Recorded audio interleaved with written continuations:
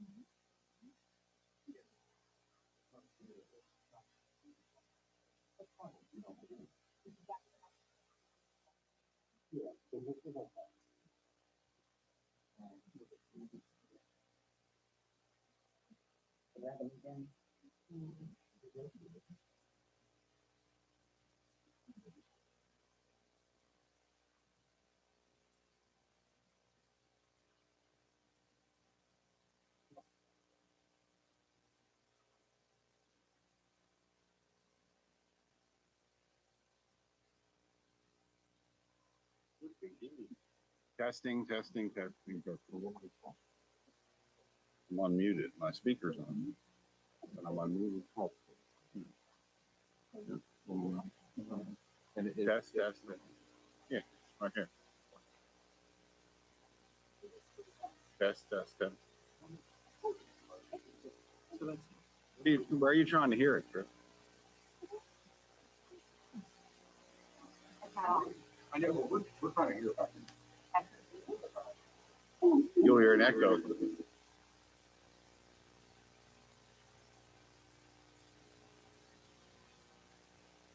Test, test, test.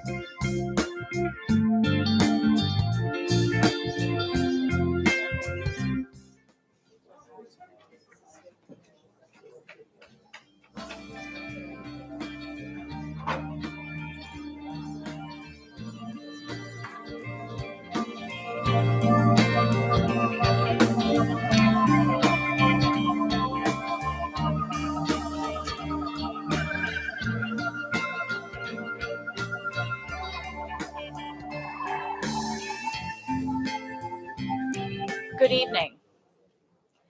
Welcome to this meeting of the Board of Education. This meeting is being televised live on ACPS TV and streamed on ACPS YouTube channel. General information and protocols for this meeting are posted on the sign by the doorway as you enter the room, so please make sure you read those if you have not already. Please pause for the invocation. O God, we pray to administer that which is just in all educational policies, being ever mindful of your guidance.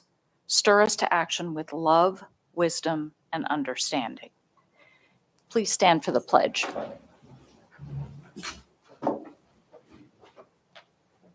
pledge allegiance to the flag of the United States of America and to the republic for which it stands, one nation, under God, indivisible, with liberty and justice for all.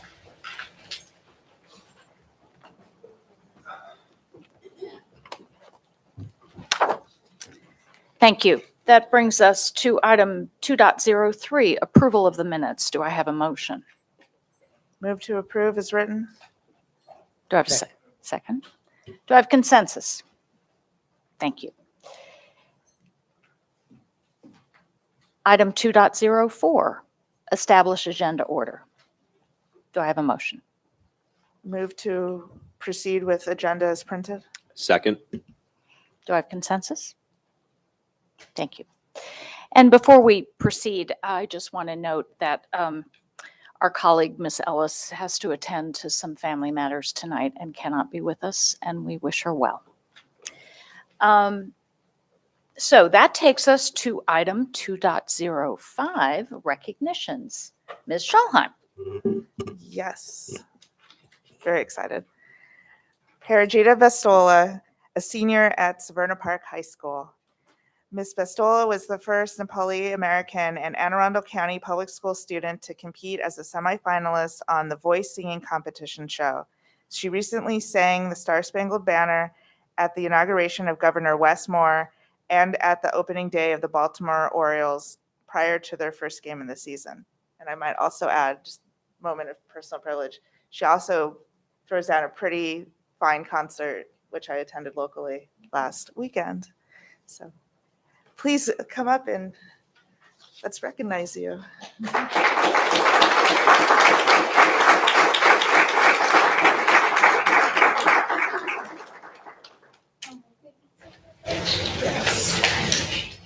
This is for you. Oh, this goes down.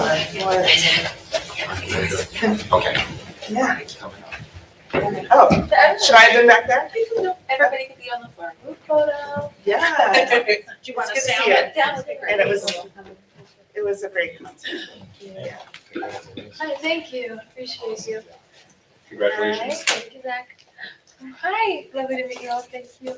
So wonderful following you on Facebook. I appreciate it that I do. And so Congratulations. good. It's great to meet you. Great to meet you. Hi. Alrighty. So nice to meet you. Thank you.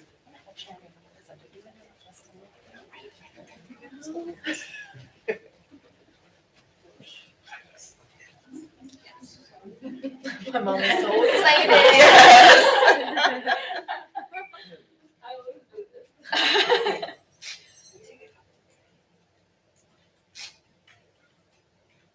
That one will show you you're going to get recognized for your grades, but your show will get recognized for your singing.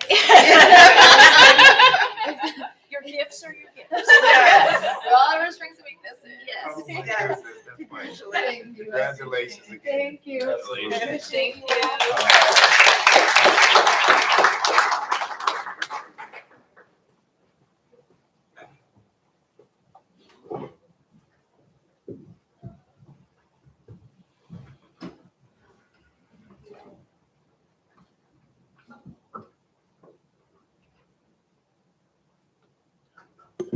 Don't get too comfortable. We have another recognition. So we are happy to recognize Nathan Renee, a senior at Annapolis High School. Mr. Renee, a longtime scout, strived to reach the highest attainable scout rank, Eagle Scout. The requirements to become an Eagle Scout are demonstrative of exceptional leadership and service characteristics. For his Eagle Scout service project, he chose to restore a pollinator garden at Annapolis High School. The extensive service project involved planning, organizing, leading, and managing a project. Congratulations, Mr. Renee, and please come forward.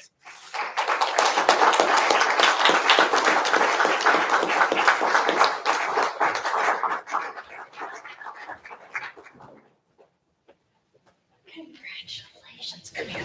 I'm just gonna give Joanna a minute. So, that is your citation. Let's get a couple of pictures. Oh, okay.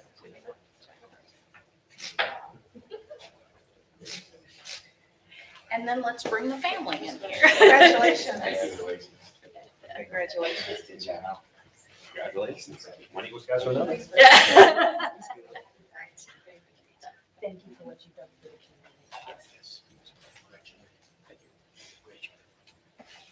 Righty.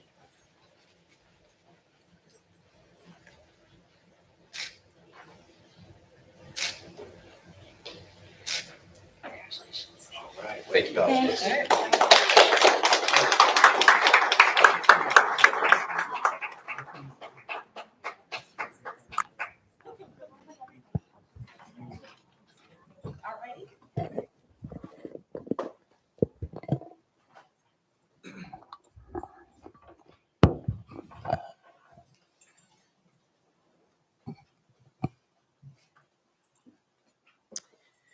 So the board's getting their steps in today. All right.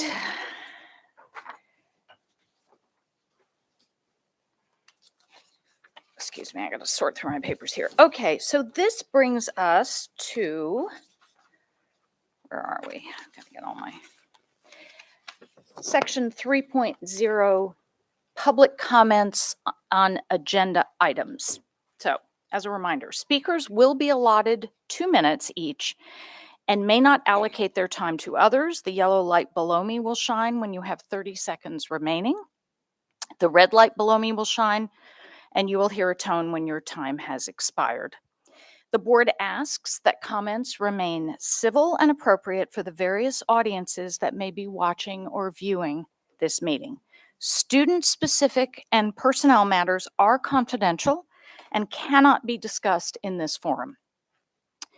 Please speak only on the topic which you signed up to speak on. It is not the board's general practice to engage in question and answer session with speakers. For the record, please give your name before speaking. Handouts should be given to the board assistants. So I would like to call Ms. Carrie Gillespie speaking on item 7.02, 2023 Maryland General Assembly Session Summary, and Ms. Dana Schultz speaking on item 7.03, Policy Revisions, First Reading, Opening, and Patriotic Exercises Code IKA. Thank you. Good evening, Ms. Gillespie. Good evening. Thank you for your help earlier, Dr. Tobin, as well. Appreciate it. Good evening, board. I'm Carrie Gillespie. I'm a mama bear of 4 children. I want to first thank Ms. Dent for mentioning a parental rights policy for AACPS at the April 12th meeting. Securing and recognizing the basic fundamental rights of parents to direct the upbringing of our children, especially in their education, is a vital issue being addressed in state legislatures and boards of education throughout the country. During this legislative session, Senate Bill 566 was introduced, which attempted to secure those rights in Maryland. Parental involvement in our children's education has been shown to be closely associated with positive outcomes. Though this bill did not ultimately pass in the state legislature, through programs like Dr. Bedell's Be Present initiative, combined with adopting a policy regarding parental rights, would make AACPS stand out as leaders in the state of Maryland in recognizing this fact. As a community leader for parental rights in our education in our state, I've had many parents contact me to express their concerns regarding teachers and students interacting across technological platforms. My own children have witnessed teachers texting students, and though in their case, I'm not alleging the content of the messaging was in itself inappropriate, after reviewing the policy in the employee handbook, it appears any communication with students after hours and regarding personal matters in itself defies the policy. What is AACPS doing to thwart this contact? What will the response be if allegations are made and found to be accurate that these policies aren't being followed? I don't find this information outlined within the employee handbook. Furthermore, on the subject of parental rights, parents need to know what avenues to take should they find evidence that this is occurring. Though maintaining the privacy of staff is necessary, how are parents to know and trust that our children's vital right to safety is being upheld by AACPS without explanation of investigations? And finally, I noticed the employee handbook that I was provided when asking for clarification on the policy hasn't been updated since 2018. I'm sure we can all agree the interaction, my last sentence, now taking place between students and staff via technology has increased exponentially during this time, which calls for an examination, possible updating on the policy, and a clear outlining of parental and student rights, especially in these cases. Thank you. Thank you. Ms. Schultz? Please do. Yes. My name's Dana Schultz. I'm in Councilmanic 6. I'm a United States Air Force veteran. I have a bachelor's degree, a master's degree. I'm vice chairman of the Republican Central Committee. I classically home educated my children for 20 years, and I'm talking about the opening patriotic exercises, and I believe state law governs that we open classes with the Pledge of Allegiance. So I'm appalled to hear that it's potentially not being honored. In education, one of the great things that we learn is auditory, visual, kinesthetic, and the Pledge of Allegiance is an example of this, and that we've all learned the Pledge of Allegiance, and that's one thing that unifies us as a nation, because learning the same body of knowledge unifies us, and the Pledge of Allegiance is an example of that. And you say it over time. So it's an example of a classical approach where if you think about Laura Ingalls Wilder, on the 4th of July, they would recite the preamble, they would recite the Constitution, and it unified them as a people, as a nation. And so the Pledge of Allegiance is one small way that we are unified. And then, so when you think about classical education, you know, the kids in the schoolroom, it was a one-room schoolroom, and the young kids would have their toes on the line, and they would say the simple lesson, and then the older kids would say the harder lesson, and the oldest kids would say the oldest lesson, and it's a constant review, a preview for the youngest kids and a review for the older kids, and so it really cements that learning, and we all know the Pledge of Allegiance in the same way. So one lesson from the pledge is, to the republic for which it stands. We are a republic, which means that we support all peoples. It's not a democracy, which would be the mob would rule. And so as children age, they realize, oh, they can write an essay on the republic. That's what makes America unique. So we all learn the same body of knowledge, which unifies us. And the flag is a symbol of liberty and justice for all. And many military families live here. I just have one closing sentence. And as a combat veteran, I fought and my friends died for our nation. And I'm appalled to think that we do not say the Pledge of Allegiance, especially with so many military families in this area. Thank you. Thank you.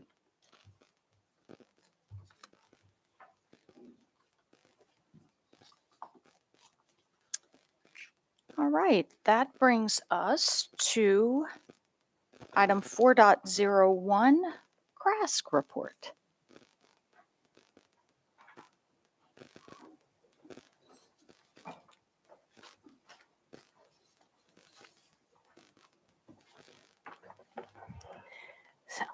Good evening, President Tobin, Vice President Silkworth, members of the board, and Dr. Bedell. My name is Michelle Fidel. I am a freshman at Chesapeake High School. My pronouns are she, her, and I am very grateful to serve as CRASC Secretary of Education. Since the last report, CRASC has been extremely busy. Over 30 students from CRASC attended the MASC convention in Ocean City from March 22nd to March 24th. It was an exciting 3 days as we were able to showcase our regional pride, attend incredible workshops, and meet students from all over the states. We had an amazing time, made great memories, and most importantly, had fun. One of my favorite parts was when we wore our CRASC t-shirt that said, "Peace, love, and full voting" on the back. We would also like to congratulate Sia Jang from Chesapeake Science Point Middle School for being elected as second vice president-elect of MASC. Congratulations. Since my last report, the 3 small finalists were announced. Indu Badala from Glen Burnie High School, Eric Lynn from Severna Park High School, and Taryn Reinhardt from Annapolis High School. With the last 2 weeks, CRAS has held 2 virtual candidate town hall meetings and a debate, allowing voting delegates to learn about the candidate's platform and ask questions. The town halls and debate were a huge success, with students from middle to high school attending to find more about our finalists. Tomorrow, April 27th, is Mob Election Day. Middle and high school students from around the county will watch pre-recorded speeches and a Q&A session and cast their ballot for our 50th student member of the board. Once ballots are returned and counted, the winning candidate will be announced late next week. Good luck to all the candidates.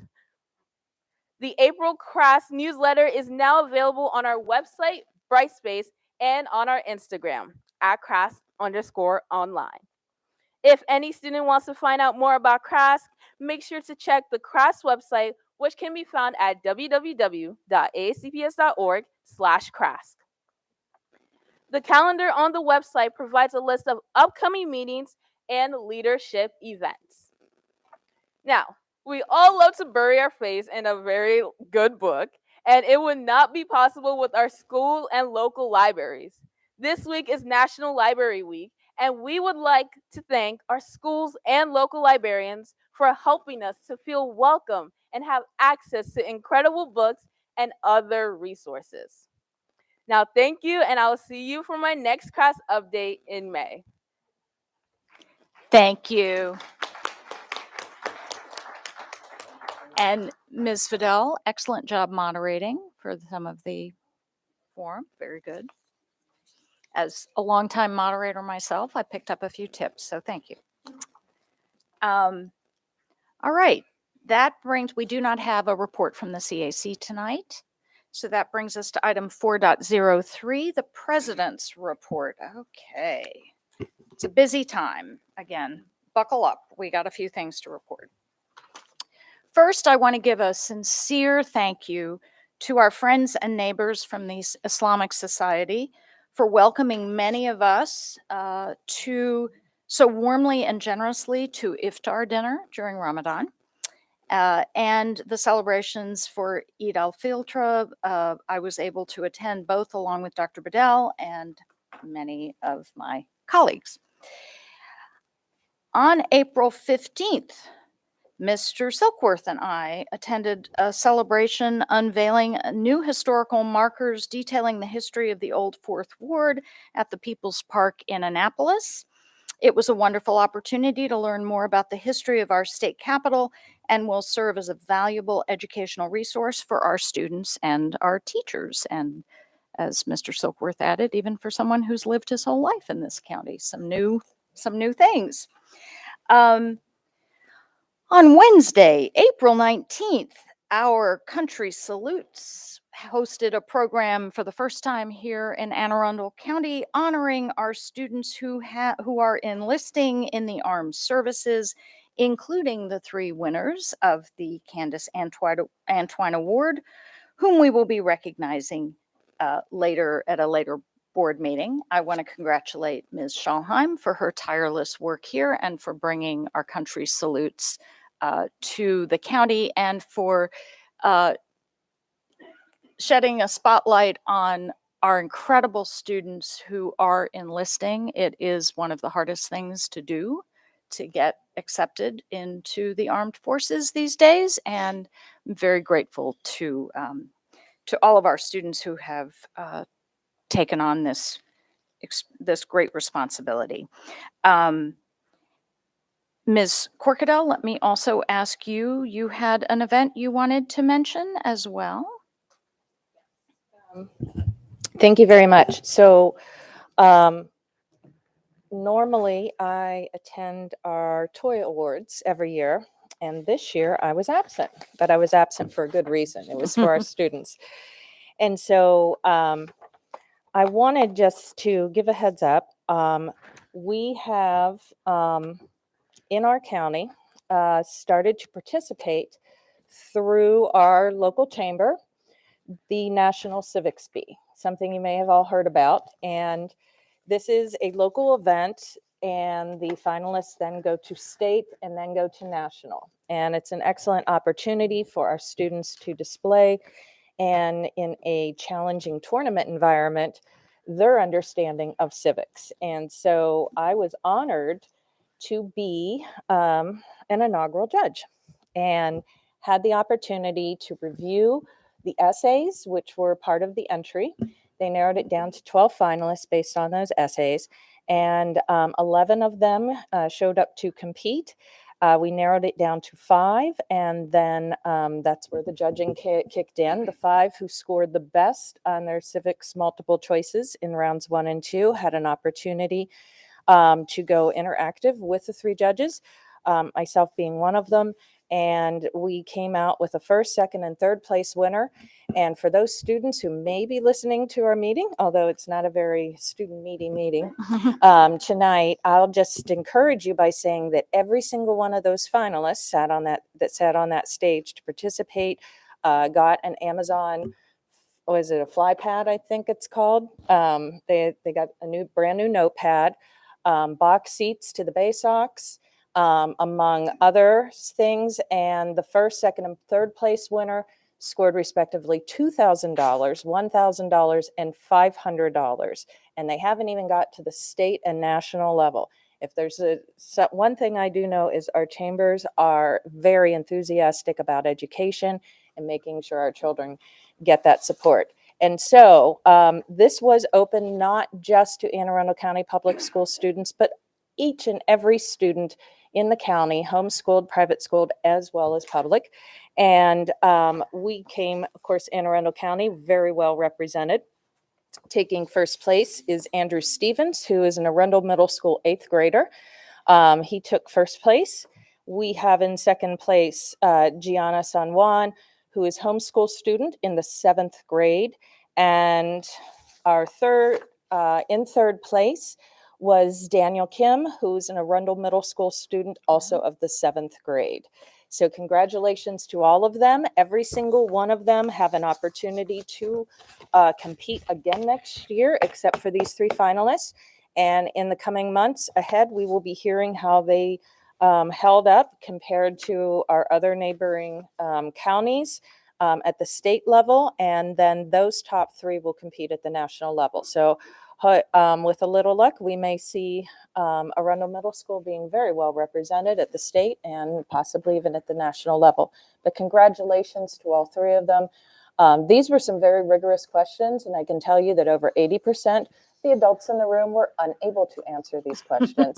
They were multiple choice, and they were all based on our Constitution, our articles, and preambles, and they did a stellar job. And so thank you so much for the opportunity to the chamber, and extra kudos to our children for taking advantage of this opportunity. And I encourage those to do the rest. Thank you. Thank you very much. Ms. Schallheim, you also had some comments. Yeah, I want to just talk just slightly more about our community salutes event. So it was the first of its kind in this county, period.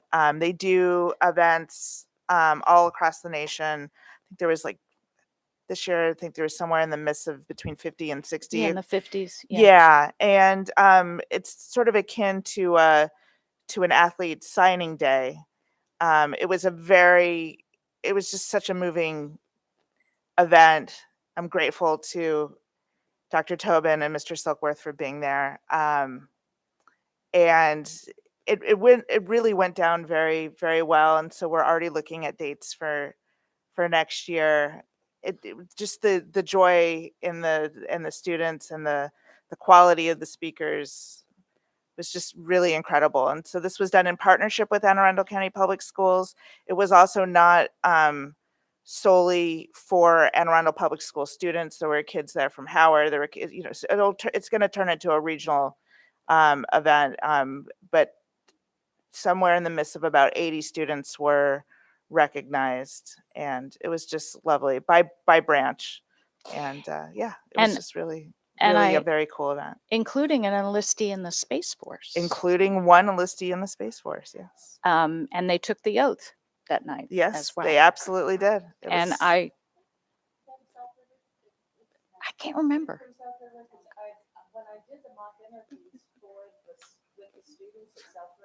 Your mic's on there. I can't remember, to be perfectly honest. Okay. But I would say, I'm sorry? Glen Burnie, okay. I will tell you that I think this has been in the news. The armed forces are having trouble finding good people right now. So we have some fabulous students who are taking up the challenge, and it is a significant challenge. So I'm grateful to be able to shine a light on those students. And thank you again, Ms. Schalheim, for all the work you did to bring that to our county. after a year and a half of nagging. Yeah. Yes. But now they really like us, so they'll be back. This will be an annual event in partnership with Anne Arundel County Public Schools. And we're not done yet, because Dr. Bedell will speak more, but on April 20th was the Excellence in Education Awards, otherwise known as the Oscars for Teachers. And there were incredible honorees and finalists. And yes, the winner is from Annapolis High School. So, and finally, on April 22nd, Mr. Silkworth was able to represent us at a celebration of the 130th anniversary of Odenton Elementary School,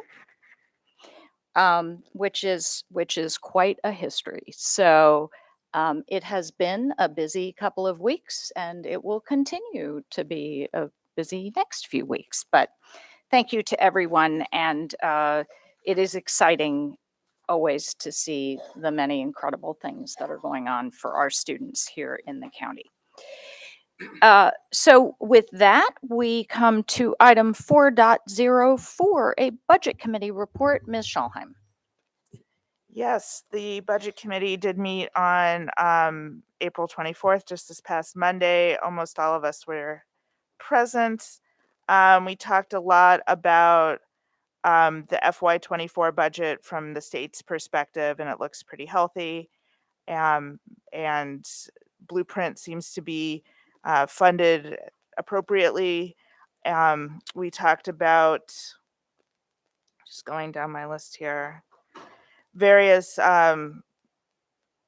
bills that impact our budget, but we already thought ahead, thankfully, and so we're in good stead with that, including the minimum wage. We talked about the budget calendar going forward. So as is the law and the practice, county executive will be presenting his budget on May 1st in the county council chambers at 11 a.m. That is in person. And then on May 4th, the Board of Ed will be presenting our budget specifically to them. That'll be a virtual event. And let's see here, they're doing a couple hearings, as they always do, May 11th in the chambers, May 18th at Crofton High School, both at 7 p.m. And they're aiming to strike that budget by the 14th. We also talked about the current fiscal year that we're in, FY23, and the upcoming fourth quarter transfer, where generally speaking, monies that are left over in various state categories are moved around to cover and fill holes elsewhere in the budget. That happens every single year. And I think that's about it for the budget committee. Thank you. Great, thank you. And just to clarify, they're planning to strike the budget the 14th of June. Is that correct? That is correct, the 14th of June, and amendments, it looks like, are going to happen around the 6th or the 7th of June, Okay, according to my notes. Yep. thank you. All right, that brings us to item 4.05, Superintendent's Report. Dr. Bedell. All right. Thank you, Madam President. I'm going to say greetings to all who are in attendance in person today and those who have logged in virtually. I have an extensive update today to share with the community. Let me start off with a congratulations to Mary Kay Connerton of Annapolis High School, our 2023 AACPS Teacher of the Year. That announcement was made Thursday night at the Excellence in Education Awards, which was a fabulous event honoring amazing educators and those who support them in their critical work. Additionally, we also had the opportunity to honor Richard Rogers of Mills Perot Elementary School as the Principal of the Year, and Devin Sanders of Ruth Parker Easton School as the Educational Support Professional of the Year. Congratulations are also in order for Rodney Walker, Principal at Brooklyn Park Elementary School. Mr. Walker has been named National Distinguished Principal by the Maryland Association of Elementary School Principals as that group's Principal of the Year. And then we have one more salute. Charles Whitaker, our 2022 Teacher of the Year and an HVAC instructor at Cat North, was named the Washington Post Teacher of the Year. So I really want to commend all of these people for their hard work. And I don't want to, I may be messing up and breaking protocol here, Mr. Mosier, but Matt Stansky, I know he was just announced, and that is public, right?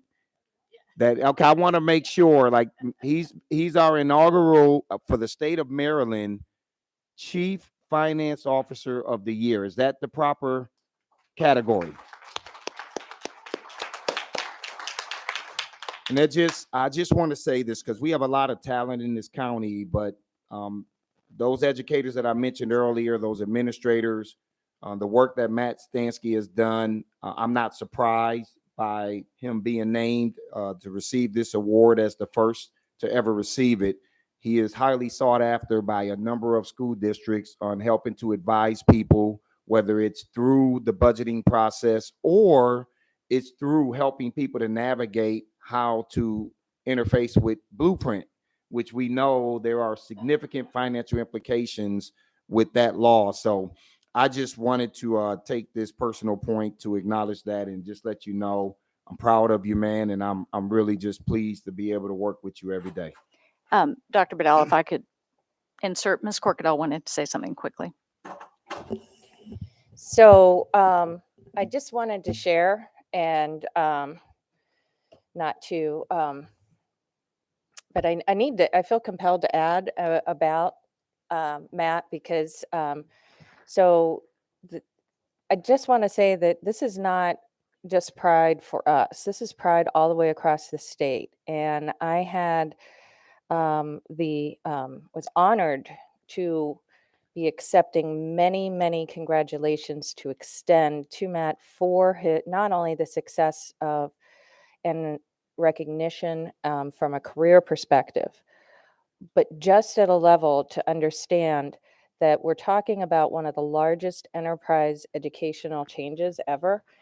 And our professional has gone in and has mentored and has so well demonstrated not just acumen to what he does, but also to guide others. And to that effort, he recently at an annual CFO school district meeting absolutely walked away, leaving people wanting to recruit him out from underneath us because he did such an outstanding job. And I You just can't wanna- have him. Yeah. And so bottom line is on behalf of, at least from our perspective, from the Maryland Association of Boards of Education, I just want to tell you how much it was appreciated. The board members were hearing from their CFOs on our board of directors meeting and from their superintendents of the stellar and outstanding presentation provided, the thoroughness, the comprehensiveness, not wasting everybody's time and giving them relevant information.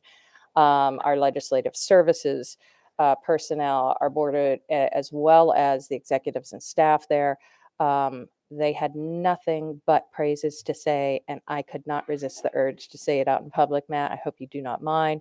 But this is a man who comes with complete accolades from everyone in his industry, and we could not be, I personally could not be prouder. I was totally humbled, and I would have called you sooner, But I talked to Dr. Bedell and decided to wait till our meeting. I hope you don't mind. But thank you so very much for all you're doing. I mean, this is why we're on track, and this is why I have confidence that we're going to take the blueprint and we're going to take our future for our students and our staff, and we're going to be running it with it to the excellence that we aspire to achieve. And I know we're going to get there. Thank you so very much. Thank you. And thank you and congratulations, Mr. Stansky. Dr. Bedell. All right, as we continue, I want to take a minute to talk about two really amazing visual art initiatives. The All-County Student Art Exhibit opened today at Westfield Annapolis. It features work from students at our elementary, middle, and high school levels displayed throughout the mall. So I hope people will take time to get to see that. I will be there for the artist reception, and I can't wait to meet the talented students who created the amazing artwork in the show. And secondly, we are truly elevating our visual arts program through our partnership with Maryland Hall, which will now annually showcase our senior art exhibit. It's up through May 16th, and I hope you'll go and see that show as well. But rather than me telling you about it, here's a clip of some of the work that our student artists have done.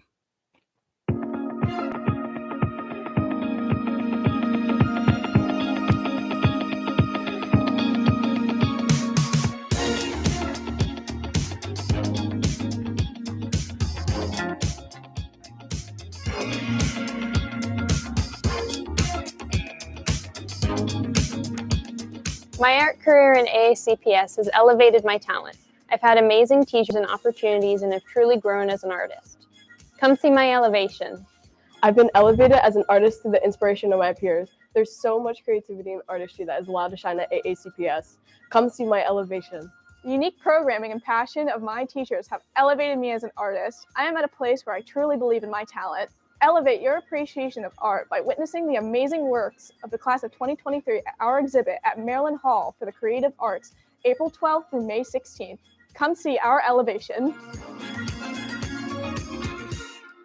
Yeah, that's extremely impressive. And it once again reiterates the really cool things that we're doing in visual arts across this school district. Another one of our great partnerships is with the Anne Arundel Bar Association. Led by District Court Judge Sidney Butcher, the group recently hosted its second legal pipeline event to allow students to network with a large, diverse group of local attorneys and judges. About 60 students from Glen Burnie, Old Mill, and South River High School took part in that event. As I think you know, ChatGPT and other artificial intelligence tools have captured the attention of the world. We recently held our first hands-on AI professional development workshop to allow staff to engage in the exploration of AI applications. This is something that is likely here to stay, and we want to harness it to have the best positive impact for our students and our staff as we can. I think too many times we tend to have a lot of fear of the advancements of technology, and one of the things I've shared with our staff is I think it's our responsibility as educators, rather than saying we need to ban this, the students can't have access to this, we need to begin to unpack it, figure out how we can better leverage it, utilize it to help aid us in our ability to educate children, but also utilize it to help our students really understand how to best benefit from it. And I think as a school district that talks a lot about innovation, these are things that are here and we just have to do our part. And so I'm excited that we're moving on that continuum of doing professional development. But it's also important that I make this announcement too, as I've shared with my team. We do recognize that there's some traditional aspects of schooling that we know are essential. So our job is to make sure that we are able to merge both of them so that we can get the best of both worlds and make sure that we're truly developing globally competitive students when they leave our school district. We communicated this to our high school families already around the high school MCAP testing adjustments. I had an opportunity to spend a day observing the SAT administration of assessments at multiple high schools. And I talked to a number of testing coordinators, building administrators, and even some of the proctors, just to learn about what needs to change in order to make the testing environment more digestible, but also help us capture back some of our instructional minutes. And so I wanted to make sure that I shared with you all the decisions that were made recently. We are adjusting high school schedules on May 1st, 2nd, 8th, and 9th to better accommodate for MCAP testing. Students who are taking MCAP, AP, or IB exams on these days will go to school on time. There will be a double bus run 3 hours and 30 minutes later to pick up other students, just as we have done on SAT testing days. This will allow for better staff coverage for MCAP and actually provide more instructional time for students on other days because we will be able to condense MCAP testing into fewer days. More information can be found at our AACPS MCAP testing site. And also, we have a lot of students that do require us to provide accommodations. And by doing it in this manner, it truly allows for our students that need accommodations, small group testing administration. It just allows for us to do this and to do it right and to do it and to do our full due diligence with testing. So I'm really excited about this move, and I want to thank our transportation department for working with us on that matter.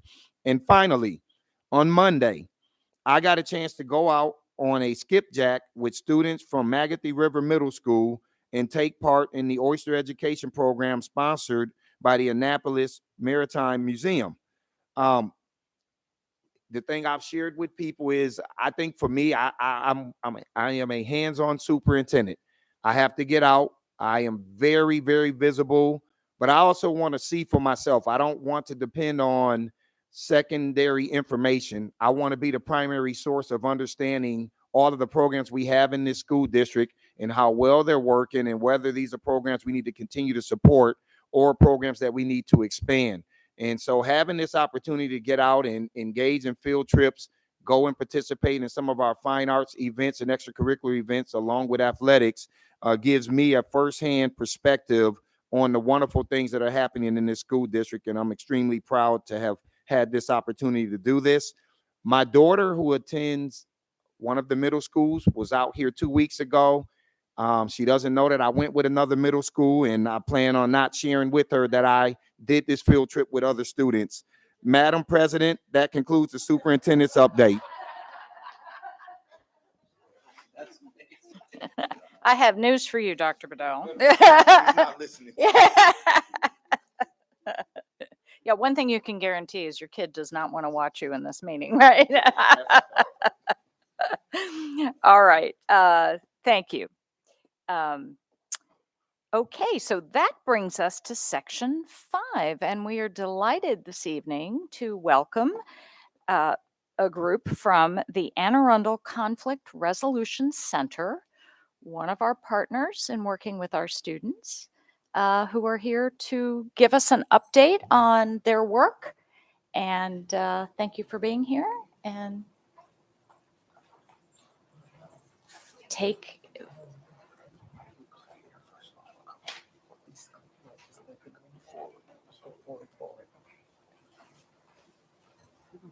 Where? Huh? Yeah, I'll be quicker.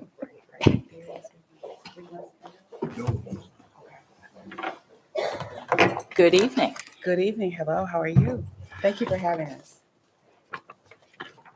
So please introduce yourselves. I think I know you, but. Okay.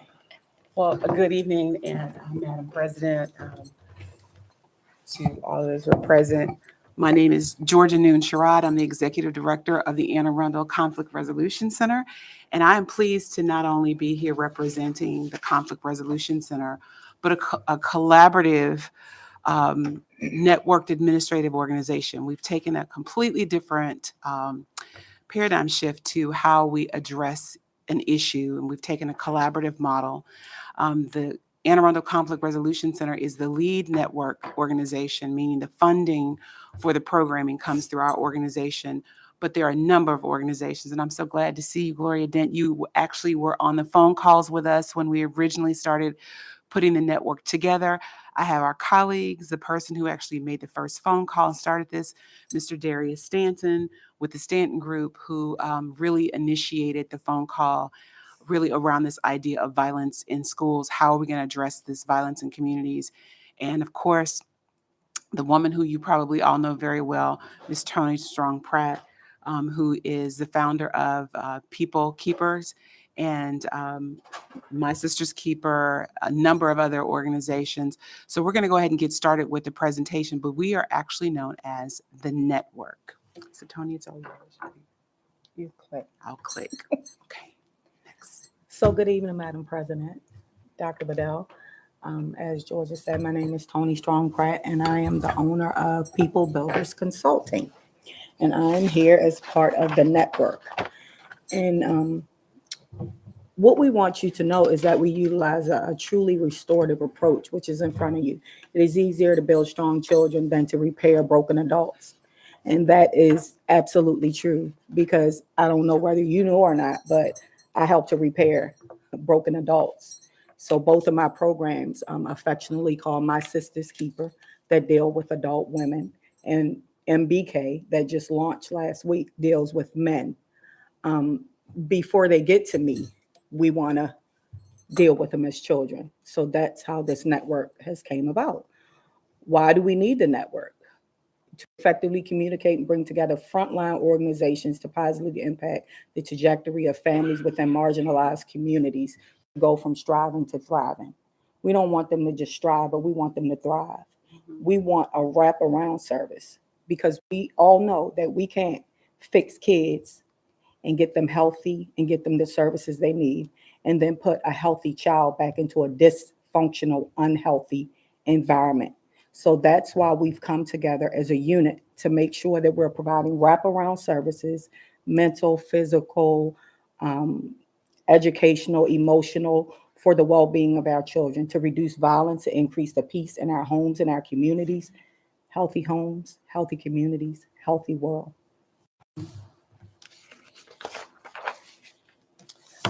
Dismantling the school to prison pipeline. Isn't everybody trying to do that? With this network that we've put together, this will address conflict.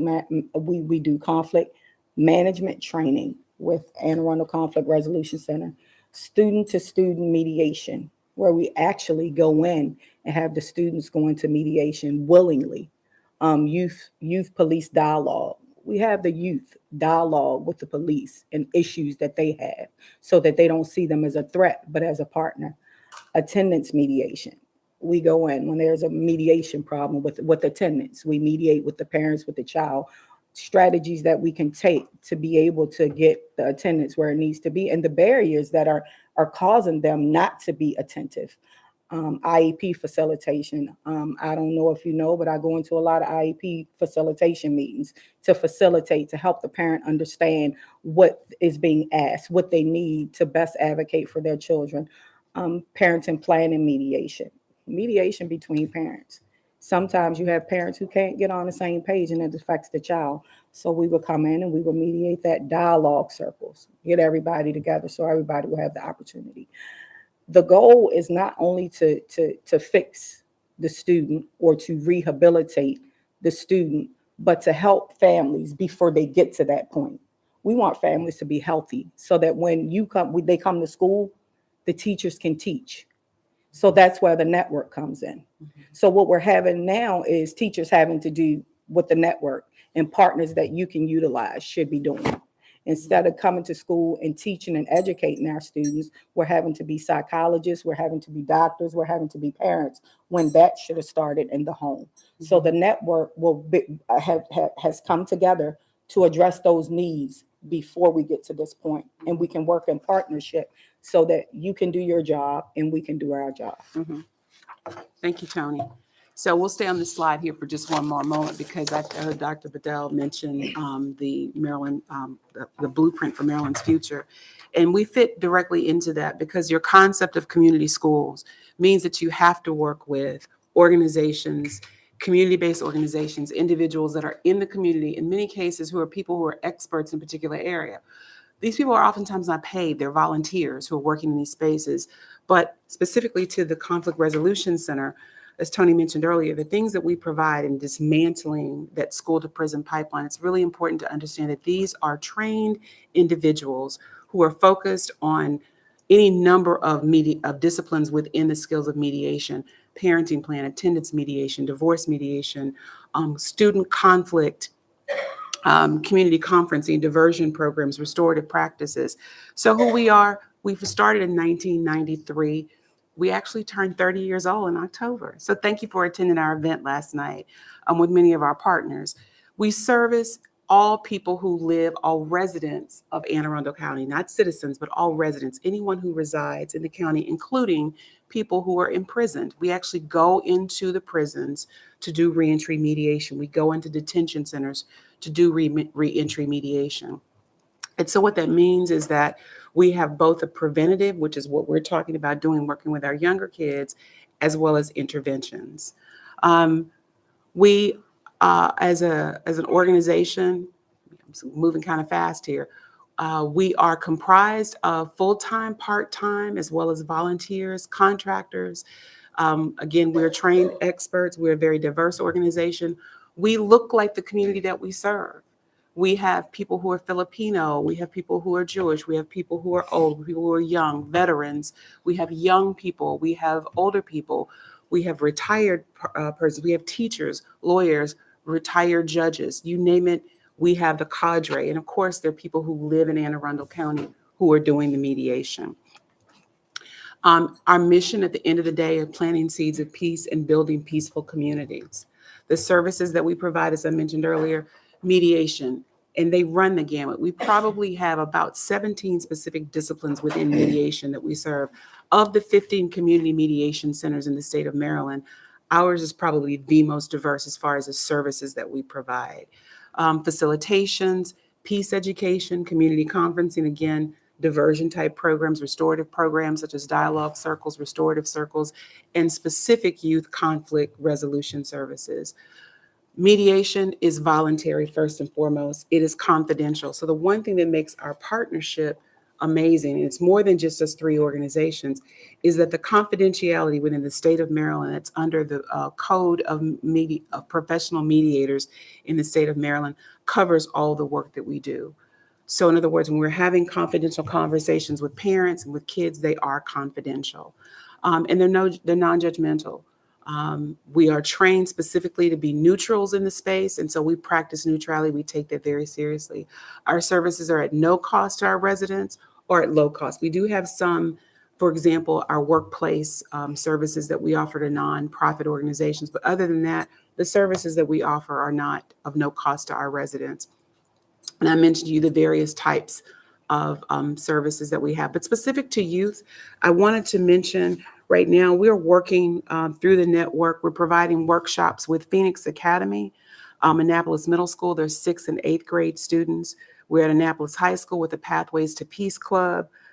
We are with DJS, Department of Juvenile Services, providing specific conflict resolution services to students that are referred through them. We have conflict management training that we're doing through the No Harm program, which is through the mayor's office, the violence interruption program. Through the Y of Central Maryland, we're working with them. As you met last night, many of our partners, the Girl Scouts of Central Maryland. We're doing circles. We have all of last year, we did circles at Mills Parole Elementary School through the Community Schools program. Glen Burnie High School, we've done quite a bit of work with them, as well as Fort Meade. Attendance mediation has been kind of going on for a number of years with Georgetown Elementary, East Elementary, with Principal Dillard there. And through the Charting Careers, we've done quite a bit of conflict management training. We, again, do a lot of IEP facilitations at all of the elementary schools in the area. So that is, we don't conduct the facilitation. We're there to facilitate the meetings. We're not advocates. We're there not on behalf of the school, not on behalf of the parents, but to facilitate the process. And so that brings us to our partnerships, Darius. Thank you. Thank you, Georgia. Good evening. Peace and love. My name is Darius A. Stanton. I am excited to be here with you, President Tubin, Vice President, members of the board, and Dr. Bedell, all the students and faculty that are watching or participating, and our parents, of course. Peace and love. Thank you, Dr. Bedell, for placing Ms. Dr. Ashworth in the role of oversight or managing and leading the effort of Be Present. We've worked with her for a number of years, and I'm glad to see that somebody who's so passionate and talented is in charge of that program, because it's going to reap significant benefits. I also want to take the opportunity to thank Ms. Tubin and Ms. Dent for your work early on. As Georgia mentioned, when we started the network and we were on the phone and in the community and in the schools, working to stop the violence at Annapolis High School, Old Mill and Meade, they were there and in the meetings, long meetings, daily. And so I really appreciate that commitment from the school board and representing you all in such fine fashion. So the network is really just that. It's the Healthy Family Community Development Network. And what we recognize is that education does not start in the community. It does not start in the street or the school. It starts at home. And so we operate under the mindset that love people and hurt people. And so the violence that we see interjecting in our school systems is not as a result of what's transpiring in school or the community. It's starting at home. And so our focus is to not just work with students, and not just work with the parents, but to work with the entire families. Ms. Strong Pratt has been working with parents in her My Sister's Keeper and now My Brother's Keepers programs. And we're able to reach parents to become advocates, to reach out to other parents as their peers, to be able to address the things and the trauma that's been taking place in those homes. The community organizations that we're working with, in addition to the Conflict Resolution Center, Al-Kabilon, the All-Stars, just a variety of organizations that are addressing the core needs of our families. But the difference has been, we've always been doing the work. The difference has been we haven't worked collectively. Imagine the school system goes in, Department of Social Services, DJS, but where's the collaborative effort? Somebody's dealing with the parent, somebody's dealing with the child, but how do we know how it's impacting the entire family? And so this is really the goal of the network. It gets comprised of government agencies, community organizations, nonprofit schools, as well as businesses. The benefits of partnering with the network is multi-directional flow of referrals, helping the community, partnering further in furthering your organization's, institutions, missions, and visions, capacity building. One of the challenges that we have in our communities is that our nonprofits do not have the same capacity that a for-profit business with a front-loaded budget has. When you're working from a month-over-month budget and you really don't know how you're going to make ends meet, it's really hard for you to focus on the business at hand. And so the network is really focused on allowing to train and put our businesses in position to build the capacity of those businesses in financial management, in their human resources development, things of that nature. We want to make sure that our nonprofits are just as strong as the for-profit businesses are in our community. And co-funding, co-production models. Right now, you're seeing an example of that. We've been funded, fortunately, our first major funding came from the Governor's Office of Crime and Control and Prevention, where the work you're hearing about right now in Anne Arundel County Public Schools is taking place as a result of that. But we were able to hire someone who is dedicated and focused, who has the background, who has the experience, trained in Ms. Strong Pratt's program and her background, and then able to come in and be paid a livable wage. So now she can focus on one job, working and dealing with these schools and making an impact that is unbelievable. Ways to partner. So we'll either have referral partners or site partnerships. The referral partners are folks who we want to make sure, first of all, that we are able to hold accountable. So when we refer someone, we're not just referring them and letting it go. We're maintaining that continuous engagement to make sure that they're living up to the responsibility of the organization and the mission and the things that we had sent them there for, but also so that we can support them and make sure that where there are any gaps, there's falls, things happen, we're there to make sure that that relationship stays intact and we do not lose the folks that come into our pipeline. Site partnership. In order for us to be able to do this, we really have to take that global, holistic approach. And so you're talking about schools, community centers, churches, businesses, Everybody who's a part of the community that will benefit from this, are potential site partners for us, as will be the case this summer when our young people are going to camp, but in the afternoon, they'll actually be working and being involved in school, in other economic or business development opportunities. Who is the network? The Healthy Family Development Network I shared is a collaboration of entities. The most important thing here, though, is to be able to learn how to trust and work in collaboration, whether dollars are on the table or not, whether our brand or logo is on the table or not. Really focused on the end goal, which is to make sure that our families are healthy. And just because you work with children, you work with parents, we don't work with each other, whatever the challenge has been in the past, but to be able to put those things aside and really train our nonprofits and our for-profits to be able to work cohesively, understanding that our goal is to make sure that our support systems go towards our children and not focused on the things, the deficit models that we've been trained in our society to focus on. What will the network do? Program implementation, expanding healing boots on the ground. So I mentioned, the young people, or the people I should say, who are working directly with our families right now that are going in and doing parenting plans. You know how important a parenting plan is? How valuable, if some of us had parenting plans when we started out with children, it really makes a difference. And so having that boot on the ground, but also training the boots on the ground. We're talking about putting people in places where harm is happening, where people are being shot and stabbed and other traumatic events are taking place. So you have to train people how to deal in those environments, but also how to communicate here at the school board, city hall, making sure that they have the training that's necessary to protect them and to help them to protect other people. Strengthen trauma-infused counseling. As I mentioned, the core of what we do has to be in releasing and having people manage the trauma.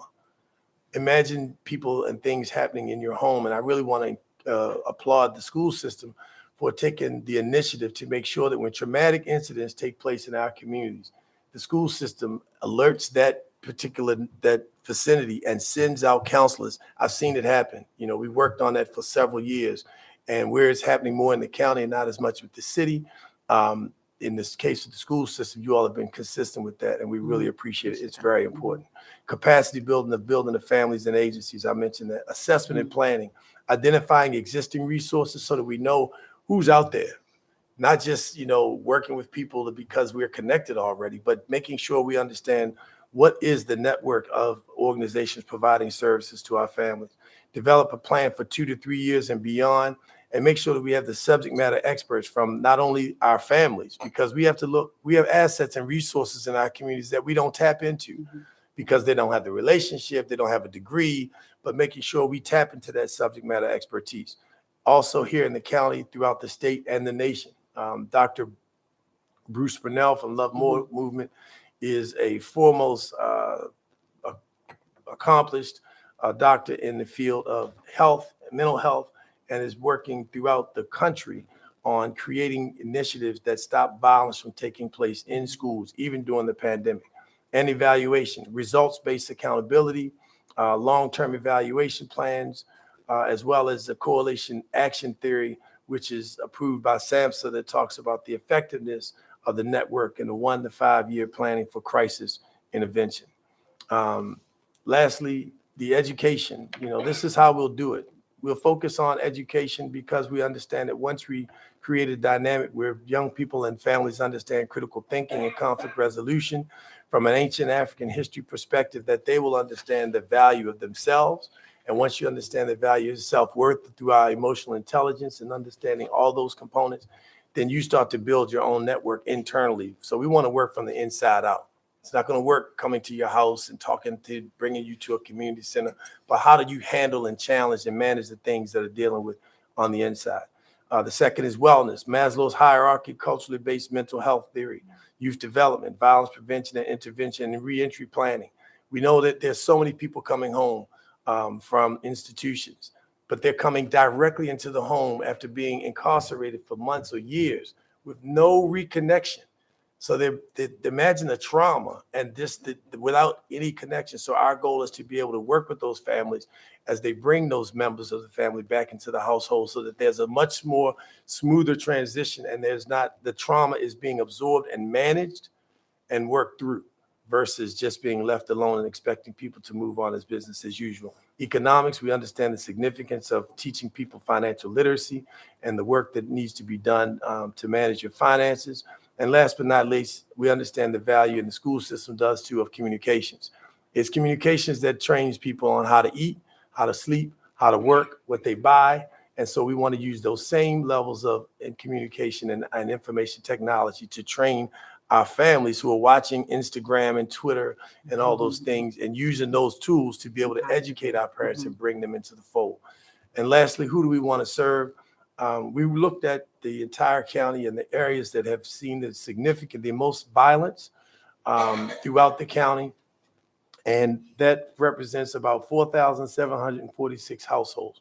We don't expect to deal with all 4,746 households at once. We're looking to start community as community, but we do plan on building, because we recognize that they're all intertwined. And the violence that happens at Annapolis High School ends up at Old Mill. The violence that happens at Old Mill ends at Glen Burnie and Meade High School. And even now, as you all recognize, at much lower levels, it's at elementary schools, where they're calling out each other's neighborhoods and confronting each other based on where they're growing up, and being more aligned to a neighborhood call than their success and understanding the value of moving forward.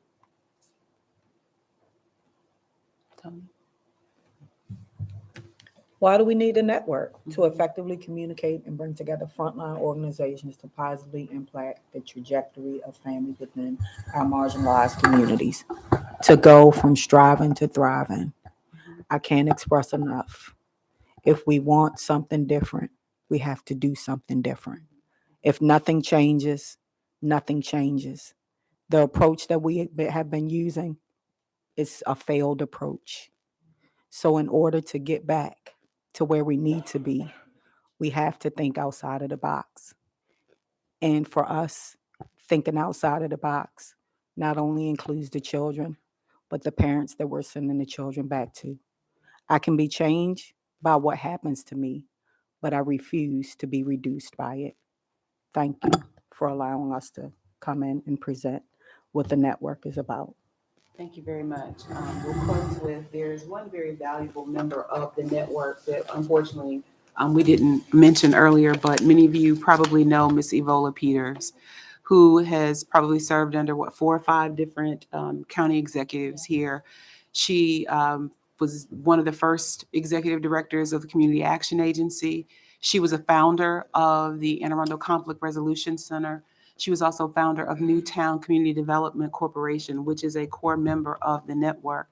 I mentioned Miss Evola Peters. She recently moved to Virginia Beach with her family, but I mentioned her because I want you all to know just the depth of the organization and the individuals that have connected through the network. It's Vice President Silkworth. I think I met you when we first started working on the reentry county program. And as you know, we have a number of judges that are members of the Conflict Resolution Center, retired Judge Phil Karoom, Bev Nash. People like that are part of the network. We are a very diverse organization, but people who are passionate about the work that we do. They don't pay us enough money to do the work that we do. It's tireless, but we do it because we believe in our community, we believe in our kids, and we are here to serve and work with the schools in Anne Arundel County however we can to make this the best possible place that people could live. So please, avail yourself to us. We are here to work with you. Thank you. Thank you. Thank you very much. And we're so grateful to you for being here. I see a number of lights. I may or may not get them in the correct order. Mr. Silkworth. Well, first of all, I just want to thank each and every one of you. This is a marvelous presentation. I took some notes. I'll try not to ramble. Anne Arundel County Conflict Resolution Center, the network. I'm going to tell you, we need the network. I'm going to change the name just temporarily because I think you're the relationship builders. Yeah. And so, as I said, I took some notes, and as I'm listening to this wonderful presentation, I'm thinking to myself, well, let's role play. I'm a principal. How can I access the services of this wonderful organization? I'm a principal. Do I know about the organization so that I can access that? And there were some comments that I wrote down. The key: work collectively and collaboratively, all built on trust and caring. Boy, that's kind of right up, I think, my alley and our alley. I will tell you that there are crisis situations in Anne Arundel County, in our schools, that seem to be invisible. And they are negatively impacting some of our students and our school communities. We are charged with the physical wellness and mental wellness of all of our children. We're the adults. I learned over the course of my pretty long career that when fighting takes place in schools, oftentimes kids fight simply because they feel like it's safe to fight in schools, as opposed to fighting in the community. You talked about restorative practices. I'm just thinking about some situations I know recently where there have been fights that have taken place. Oftentimes the fights are based upon issues in the community that spill over into the school. Absolutely. But what we know is when the children, the students are brought together, and that means sometimes when the families are brought together in a restorative way, the issues can be fixed. And I'm going to end it with, I know Judge Karoom. He's a great friend of my brother, and I have all the respect in the world for him. I will tell you that our families often do not know. They know that they need services, but they don't know where or how to access those services. So this has been a marvelous presentation. Whatever we can do to kind of work collectively and collaboratively for our kids, I'm all for it. Thank you so much. Thank you. Thank you, Mr. Silkworth. Ms. Dent. Mike. Wow, I cannot believe that you guys are sitting here today. When I think about how far, and it was almost impossible to even believe that you would be able to conquer all the obstacles that was before you when this committee started. So I'm proud of the network and the relationship network, whichever we're going to name it. So let me just first of all say thank you all for coming. And yes, the presentation was amazing. I just have one thing that I think that was very valuable for me in all the sessions was talked about the student to student. We really have to emphasize that when student on student conflict occurs, it not only happens at home, but it's played out on the playground, or I always call the school the battleground. And yes, it is a safe space, but it's a process that keeps going and going and going. And so my reason for always supporting this organization and this effort was to make sure that we get our students back to being healthy and get them to where they're back ready to learn and create a safe space for them to learn and a process by where they can have positive interaction to mentor. So thank you all for not only coming tonight, but sharing just how much progress that you all have made. And I do hope that there's ways that we can not only take advantage, but we can continue to celebrate the successes of this organization. So thank you. Thank you. Thank you. Yeah. Thank you, Ms. Dent. Ms. Corkadell. Thank you. So I had the opportunity and fortune of working with Miss Peters when I worked with the county, as well as working with the Conflict Resolution Center. I had well over 100, probably closer to 150, 200 cases I referred over. And the ones who took advantage of that opportunity usually landed better. And it was not uncommon for the police who were doing the follow-ups to reach out to me to say, hey, it worked. But Miss Peters was even more importantly a mentor, because she understood this, and it wasn't. I mean, it was built into her to be that person, to be that beacon of opportunity, find common ground, and to not just find common ground to get through that instance, but also encourage the new relationship and the new opportunity it provides. I was so sad when she left. She was my go-to. I was on, even though we were on different floors, I was down in her office a lot. And she taught me so much. It absolutely amazing. But the work that you guys continue to do, and to now see that even more so present in our schools, just is something to embrace, and the community should be very thankful for everything you're doing. I mean, this is about volunteers. It's about people who have the heart. I'm looking at the three of you, and I know all three of you have the heart of your community and your family interests. So thank you guys so much once again. And I still continue to suggest to people when they have conflicts, please, let's take it over here. And even once or twice with folks who I was not agreeing on. And although we were able to resolve without, and one that just did not have an interest in following through, I do know it works. And so that's, I think, the biggest hesitation. It's that stigma thing all over again. And we see that stigma come up, but I'm confident we've got some great advocates sitting right here, from ones you've worked with and ones you may work with in the future. So keep up the work, and whatever we can continue to do to be supportive, most certainly. Thank you for all you do. Thank you. Thank you. Yes, I remember what seems like a long time ago standing in a parking lot at Newtown one night, sort of just trying to figure out what next, and just standing there letting people come talk to us and tell us what they thought. And learning a lot in that night. And I'm so grateful that you're here. Thank you, Ms. Georgia, for taking up our offer. I would like to talk about sort of next steps. I know that we've been in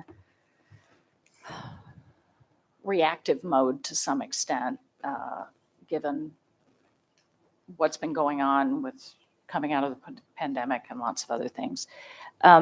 But I do think we want to move forward as best we can to get as much as we can into proactive mode in our schools. And as Mr. Silkworth raised, making sure that those connections are there. And I don't know, Dr. Bedell, if you have anything you want to add. I know it's one of your goals to have staff members who are kind of in a position to coordinate between the schools and a lot of organizations that work with us, so that we, to Mr. Stanton's point, are working collaboratively, not having people sort of out in different corners doing things that don't know about each other. And it seems to me that's a path to continue to go down, because the need isn't going anywhere as far as I can tell. And by the way, congratulations on your 30th anniversary. That was a lovely event last night. But I don't know if there's anything you would like to add, Dr. Bedell. Yeah, thank you for asking. I'm sitting here and I'm processing. There's a lot for me to process what I've heard today. It reminds me of a communities in school model 2.0, or communities in school on steroids, because the difference is, and if anybody doesn't know a lot about CIS, it was founded in Virginia, and it was designed to come into schools and really help support students and families to really tap into all of the community resources. What I heard here today is, in addition to doing that, you all are also really helping people around advocacy, and that's something that has truly been missing. I tell people that if you don't know how to advocate for yourself, there's no way that you can advocate for your children. And so you have to be equipped to understand how to navigate, as you've all said, the IEP process, or being able to go in and articulate in a way what needs to happen for your child. And then it's the restorative aspect. Like, we had a huge partnership in my previous school district with the Center for Conflict Resolution there. And we received a $3.2 million VOCA grant, Victims of Crime Act grant, that really allowed for us to become more restorative in how we worked with our kids. So we were able to work on reducing the school to prison pipeline because of not basically throwing kids away because of some punitive things that have happened. And so I'm very intrigued by what I heard today, and I know you're working in some schools, and you all know how I am. I'm a data-oriented person. I'm going to be interested in wanting to know what is the return on the work that you all are doing, and if it's showing promise, then I think it warrants further conversation. And but I think it's a necessity, and it's something that's definitely needed. If we want to go from good to great, and I keep saying this, and I've said it from day one, good to great. We're not great, and we aren't far away from being great, but it means that everybody has to have the opportunities to be able to matriculate through this school district and do it in a way where there is no harm inflicted on people because of how they show up, circumstances they come from, and in particular for children who don't necessarily have people advocating for them at a high level. This is something that can help to begin to build that structure. I'm always going to be on board with trying to figure out how we can touch more families in our community. Well, Dr. Bedell, we have data that will make you sick, in the sense that it will Can we say make you healthy? make you healthy. Thank you. Make you healthy from the standpoint of, the efficacy of mediation when it works, the reduction in violence in schools, reduction in violence in communities, the building of confidence. It's taking all of the different disciplines that all of us bring to the table as a community and making it work. That's just when you ask the question, all of you have asked, like, what are next steps? How do we do this? How do we make it work? We work collaboratively with the Department of Juvenile Services, with the Anne Arundel County Police Department. But ultimately, in the schools is where you see a lot of the violence manifesting. We talked about that earlier, right? We have to understand normal human development, where conflict is normal. So we're not saying that conflict will not happen. We're talking about how you handle conflict, how you learn to de-escalate, right? And so those are skills that as adults, we don't have, but has anybody ever bothered to teach us how to handle conflict, right? Conflict with a coworker, that sort of thing. With young people, we can take a very preventative approach early on when they're in elementary school, teaching them how to have positive, constructive conversations. And as they get older, doing that. But the thing that's interesting, we also have to remove the punitive ideas that we've had around children disagreeing with adults. Critical thinking is developed when I question you as a child. As an adult, you're offended because I questioned you. Isn't that what we're teaching children to do? Right? We enter into practices like adultification, where we're taking young girls who look like adults and penalizing them because of the way that they look.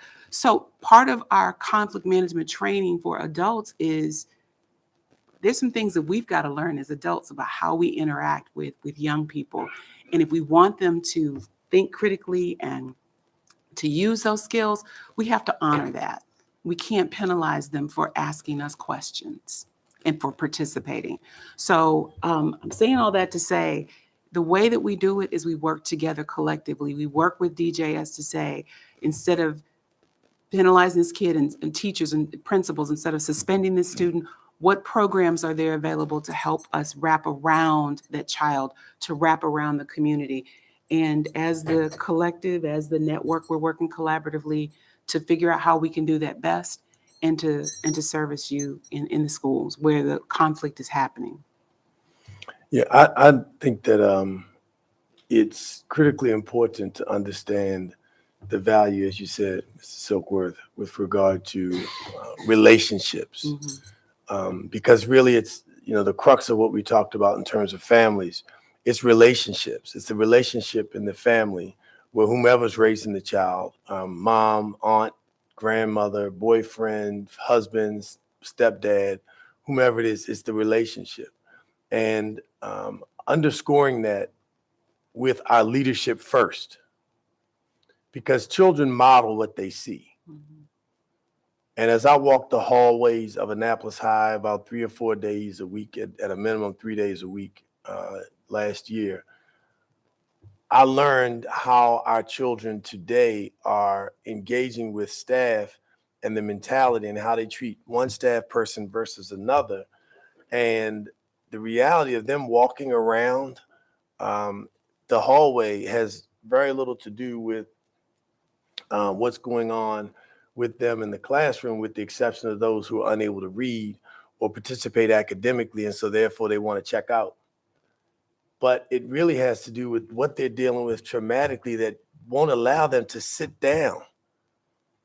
And the relation, and not understanding that, and then being, again, punitively treated as a result of that. And so I think where we can partner is for us to be able to, one, bring our collective leadership together and retool how we lead. And that has to happen both in the community setting as well as in the school system.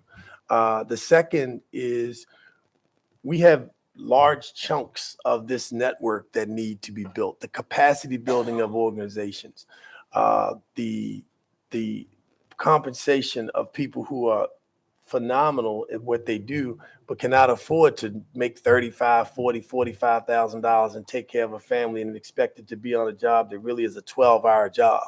When you're in the community, you're at meetings like this at night, and you got to be somewhere at the school first thing in the morning. So how can you expect someone to work at a $40,000 job to do something like that and take care of their families? And so being able to identify those talented and skilled people who can do that, but find ways to compensate them. The training to make sure that the organizations that are involved are really tied to models that have worked. The evidence is there, nationally modeled, but also we have a situation where those entities are being held accountable and the evaluation systems and tools are in place to make sure that they understand numbers, that they understand not just the financial numbers, but that's critically important, but also how to use data, as Dr. Bedell said, to guide the work. One of the strongest things about Ms. Strong-Pratt's program is the fact that she uses data to drive it. She's research-based, and we're teaching our young people and our parents to be research-based. So I think we sit down and we look at the different components and where it intersects with the school system. And I know Anne Arundel County pretty good. I was born here. I live in Prince George's now, but obviously still very tied to the community. I don't know a better organization or entity currently that can help you fuse what you're working to do in the schools as well as the community, because that's the bridge.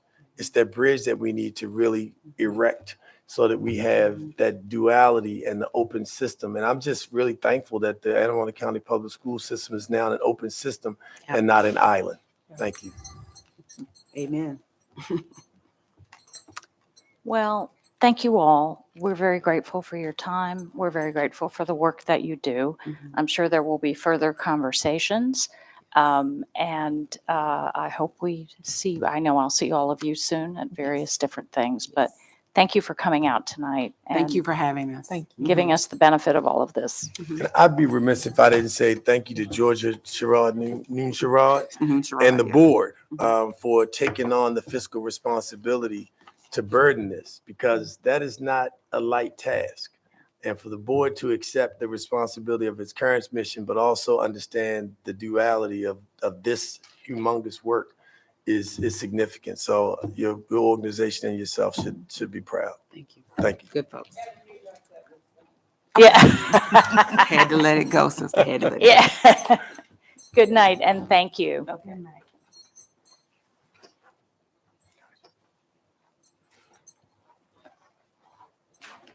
Okay. So this brings us to section 6, consent items, award of contracts. Motion to bundle items 6.01 to 6.07. Second. I have consensus to bundle. Okay. Dr. Bedell. Madam President, the superintendent recommends that the Board of Education authorize the award of these consent items dotted numbered 6.01 through 6.07. So moved. Okay, seeing no lights. Ms. Howell. Ms. Dent? Aye. Mr. McGrath? Aye. Mr. Silkworth? Aye. Ms. Frank? Aye. Ms. Schallheim? Aye. Dr. Tobin? Aye. Motion passes 6-0. Thank you. That moves us to item 7, action items. Item 7.01, administrative personnel appointments. Dr. Bedell. Madam President, the superintendent recommends that the personnel listed on the attached sheet be promoted and/or appointed as discussed in executive close. So moved. Second. Okay, seeing no lights. Ms. Howell. Ms. Dent?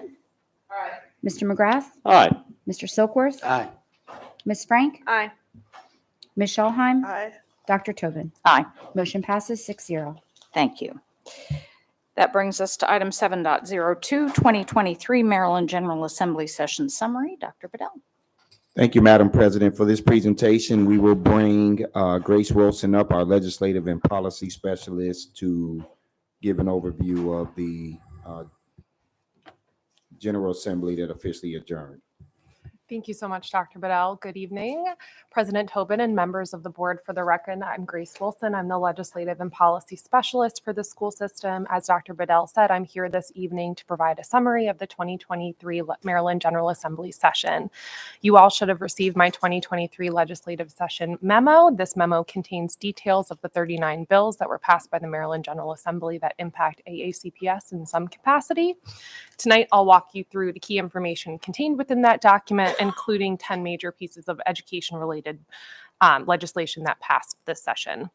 So let's dig in. This was the 445th legislative session of the Maryland General Assembly. It adjourned April 10th at midnight. It was another busy session for the General Assembly. They considered approximately 2,275 bills and 780 legislative bond initiatives. Once again, there were a number of educated-related bills considered this session. I tracked approximately 300 bills and engaged the Maryland General Assembly on 30 pieces of legislation. As in years past, AACPS has collaborated with educational stakeholders throughout session, including the Maryland Association of Boards of Education, the Public School Superintendent Association of Maryland, and the Green Street Coalition, which consists of my colleagues across the state. The fiscal year 2024 budget passed by the General Assembly and signed by the governor includes an additional $705 million for public schools, an 8.9% increase over fiscal year 2023. State aid directly to local boards of education will increase by $661 million, a 9.1% increase over fiscal year 23. This additional funding for education includes an additional $9 million investment in future funding for the Blueprint for Maryland's Future. While state operating funds for public education increase in fiscal year 2024, state capital funding decreases. State aid for public school construction decreases by $112.4 million, or 15% from fiscal year 2023 to fiscal year 2024. Next, I'll discuss the key legislation that passed this session, but before I do, it's important to note that the legislative process is still ongoing. At this time, the bills passed by the Maryland General Assembly have been sent for the governor for his action. The governor can either sign a bill, veto a bill, or allow it to become law without his signature. So it is feasible that the bills contained in my memo could be vetoed by the governor and will not become law. But given the collaboration we've seen between the executive and legislative branches this session, I very much doubt that that will be the case. So the first bill I'd like to call to your attention has to do with the Blueprint for Maryland's Future. Sure.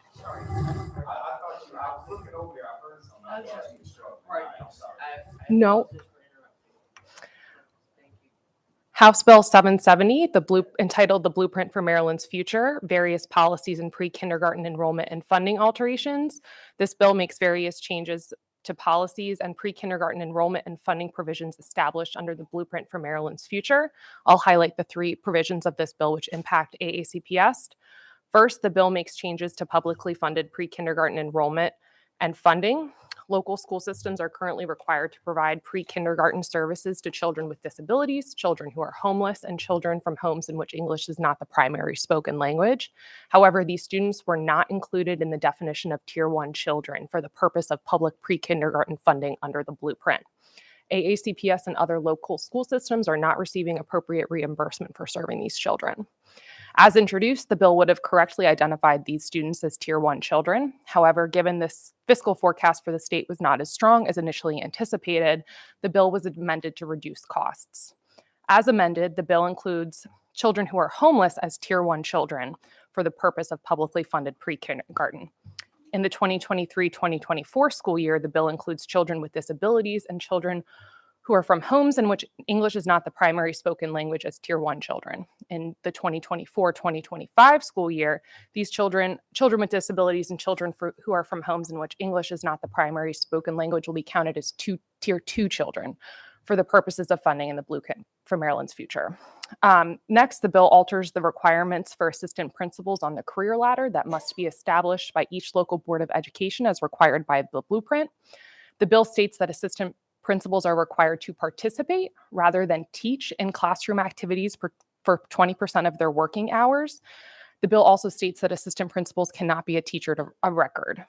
Finally, the bill adds a school counselor to the members of the Maryland Consortium on Coordinated Community Supports. This is an emergency bill that has been signed by the governor and is effective now.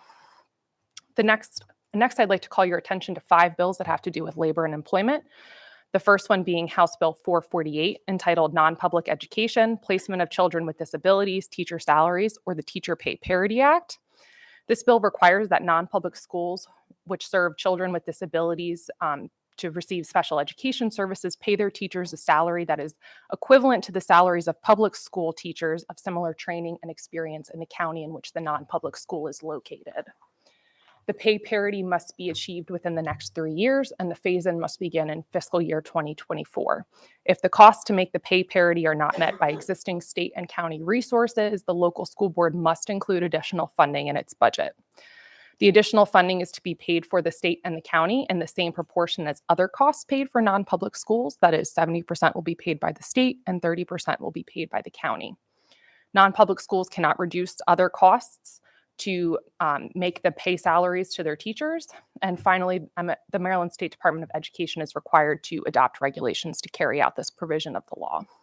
This bill will take effect July 1, 2023. The next bill I'd like to call your attention to is House Bill 984. This is the Public Employees Relations Act. Luckily, this bill passed in a much better posture than which it was introduced. We originally opposed it. This bill substantially restructures the state's rules, procedures, processes, rights, prohibitions regarding collective bargaining by public employees. Specifically, the bill consolidates the different collective bargaining laws that apply to different employees into one set of rules and procedures, and it repeals the Public School Labor Relations Board and instead establishes the Public Employee Relations Board to oversee collective bargaining for all public employees. It's important to note that the bill as passed does not include class size or the school calendar as permissible subjects of bargaining, and the bill preserves the value of precedent set in prior Public School Labor Relations Board opinions in school systems cases. House Bill 984 will take effect July 1, 2023. Next, I'd like to discuss House Bill 998 and Senate Bill 828, the Family Medical Leave Insurance Program modifications. Bill, the Family and Medical Leave Insurance Program, or FAMILY, was established by the Maryland General Assembly in 2022. Generally, this program provides up to 12 weeks of benefits to covered individuals who are taking leave from employment due to caring for a family member, the individual's own serious health concerns, or other qualifying circumstances. This bill delays the start date for contributions from the program from October 1, 2023 to October 1, 2024, and it delays the start date for required benefit payments from January 1, 2025 to January 1, 2026. It also sets the employee and employer share of the total rate contribution at 50%. This bill becomes effective June 1, 2023. Next, I'd like to discuss House Bill 1219, the Maryland Educator Shortage Act. We supported this bill. It was an initiative of the governor. In general, the bill establishes and alters various programs and policies to encourage individuals to pursue or retain a career in the educational field. The first thing this bill does is establish a teacher development and retention program as a pilot program in the state for 6 years, beginning in July of 2023. The pilot program will provide an initial stipend to students at an eligible institution of higher education who participate in an experiential learning opportunity in a public high school. Then, if these students then make it to their 4th year of a teacher preparation program at an eligible institution of higher education, they're eligible for an additional scholarship of up to $20,000 if they commit to participating in a teacher internship and to fulfill a service obligation at a high-need school, grade level, or content area in the state where there's a shortage of teachers currently. The Maryland Higher Education Commission is tasked with evaluating the program, and the fiscal year 2024 budget includes $10 million to set up this program. The bill also requires the State Department of Education and the Higher Education Commission to set the goals for recruitment and retention of teachers and teacher preparation programs and to work with programs that do not meet their goals. It also renames the Nancy Grasmick Teacher Award as the Janet L. Hoffman Loan Assistance Repayment Award and expands eligibility for the award to include public school mental health professionals. Furthermore, the bill significantly modifies eligibility requirements for the teaching fellow for Maryland Scholarship Program. Specifically, the bill removes the requirement that recipients of the scholarship be a Maryland resident or a graduate of a Maryland high school. It also removes the GPA and test score requirements for this program and instead requires that a recipient of the scholarship continue to make satisfactory progress towards a degree and maintain the standards of the institution of higher education. The program is also altered to require that recipients of the scholarship pledge to work in a high-needs school as identified by the Maryland State Department of Education, rather than a school in which 50% of the students are eligible for free and reduced-priced meals. Finally, the bill delays the implementation of standards for high-quality pre-kindergarten teachers from the 2025-2026 school year to the 2027-2028 school year. This bill takes effect June 1st, 2023. As Ms. Schallheim alluded to earlier this evening, Senate Bill 555, the Fair Wage Act of 2023, was another initiative of the governor that passed this session. This bill accelerates the increase of the state minimum wage for all employers to $15 an hour beginning January 1st, 2024. This bill has been signed by the governor and takes effect July 1, 2023. The next bill I'd like to call to your attention is not an educational bill per se, but it will have an impact on our operations. This is House Bill 535 and Senate Bill 379, entitled Election Law, Ballot Issuance, Processing, and Reporting Procedures in the 2024 Primary Date.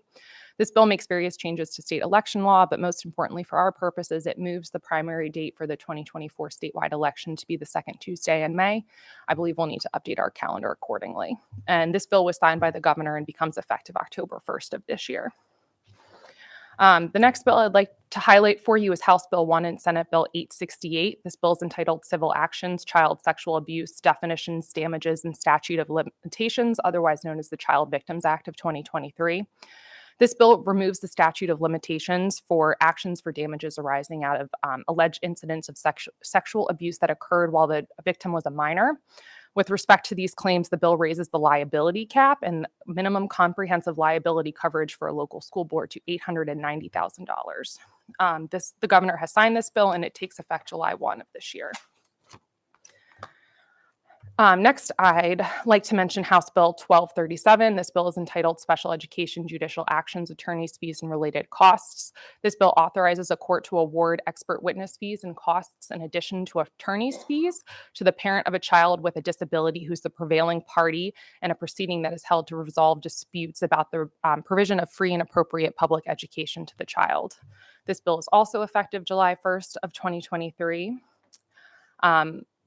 Next, I'll discuss House Bill 492, Anne Arundel County School Vehicle Duration of Operation. Delegate Chisholm was kind enough to introduce our bill on the bill on our behalf this year as well as last year. I'd like to thank Delegate Chisholm for working with me to get it passed this year. This bill allows AACPS to operate school vehicles for 15 years rather than 12 unless the vehicle fails to meet applicable school bus and motor vehicle safety standards. This brings us into alignment with 15 other jurisdictions who are already allowed to operate their school vehicles for 15 years. The last bill I have for you this evening is Senate Bill 610, Primary and Secondary Education, Virtual Education. This bill does a number of things, including establishing requirements for virtual education days in the case of inclement weather, altering requirements for virtual schools, requiring county boards of education to adopt virtual education plans for operation of public schools in a prolonged state of emergency, and establishes requirements regarding teacher training related to virtual education. I'll start by discussing the requirements for virtual education days in cases of inclement weather.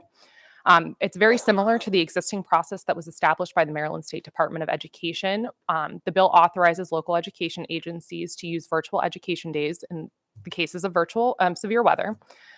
However, it does vary from the existing procedures for virtual education days in several ways, including that you must have used all of the school days that the days built into your calendar for severe weather conditions before utilizing a virtual education day. A virtual education day is required to consist of no less than 4 synchronous hours of education.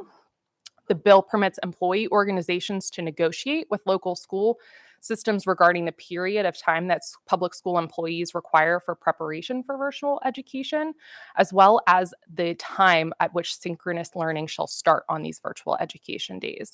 And if the county board provides a day of virtual education to public school students in the school system, they're required to make work available to employees who did not have work on that day within the school before the beginning of the next school year. As far as this bill relates to virtual schools, it significantly alters the approval process and standards required for establishing a virtual school within the state. Each county board of education is authorized to develop one virtual school for their elementary, middle, and high school grade bands. However, the bill is specific in that virtual schools may not start pre-kindergarten or kindergarten students. Additionally, the State Department of Education is authorized to allow each jurisdiction to have one additional virtual school outside of the one for each of their grade bands. Local school systems are prohibited from contracting with for-profit entities to operate or administer their virtual school. And county boards of education are required to provide students in virtual schools with access to extracurricular activities at the public school they would be required to attend in person to the extent practicable. This includes athletics, wraparound services, food and nutrition services, and healthcare services. The State Department of Education will promulgate regulations establishing standards for virtual schools.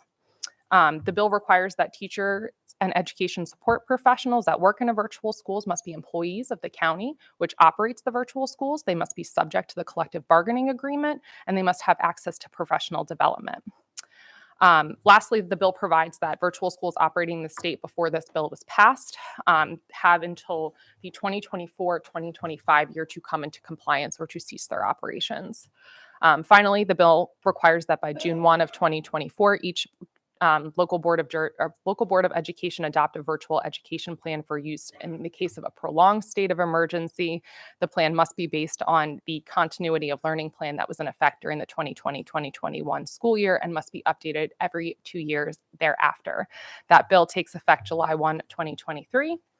And lastly, in my summary, I would just like to highlight several legislative bond initiatives that were passed by the General Assembly this session and will benefit AACPS. We'll receive $50,000 for a marquee at Brooklyn Park Elementary School, $200,000 for a field house at Chesapeake High School, and $2.2 million for a turf field at Southern High School. And with that, I'd be happy to answer any questions you have about the 2023 Maryland General Assembly session. Thank you, Ms. Wilson. Of I course. hope you, yes.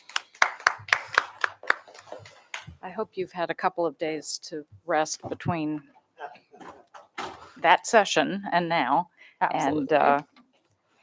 And you're giving Mr. Silkworth a run for his money and getting through quick reading of things. So, you know. So I have a couple of lights, Ms. Schalheim.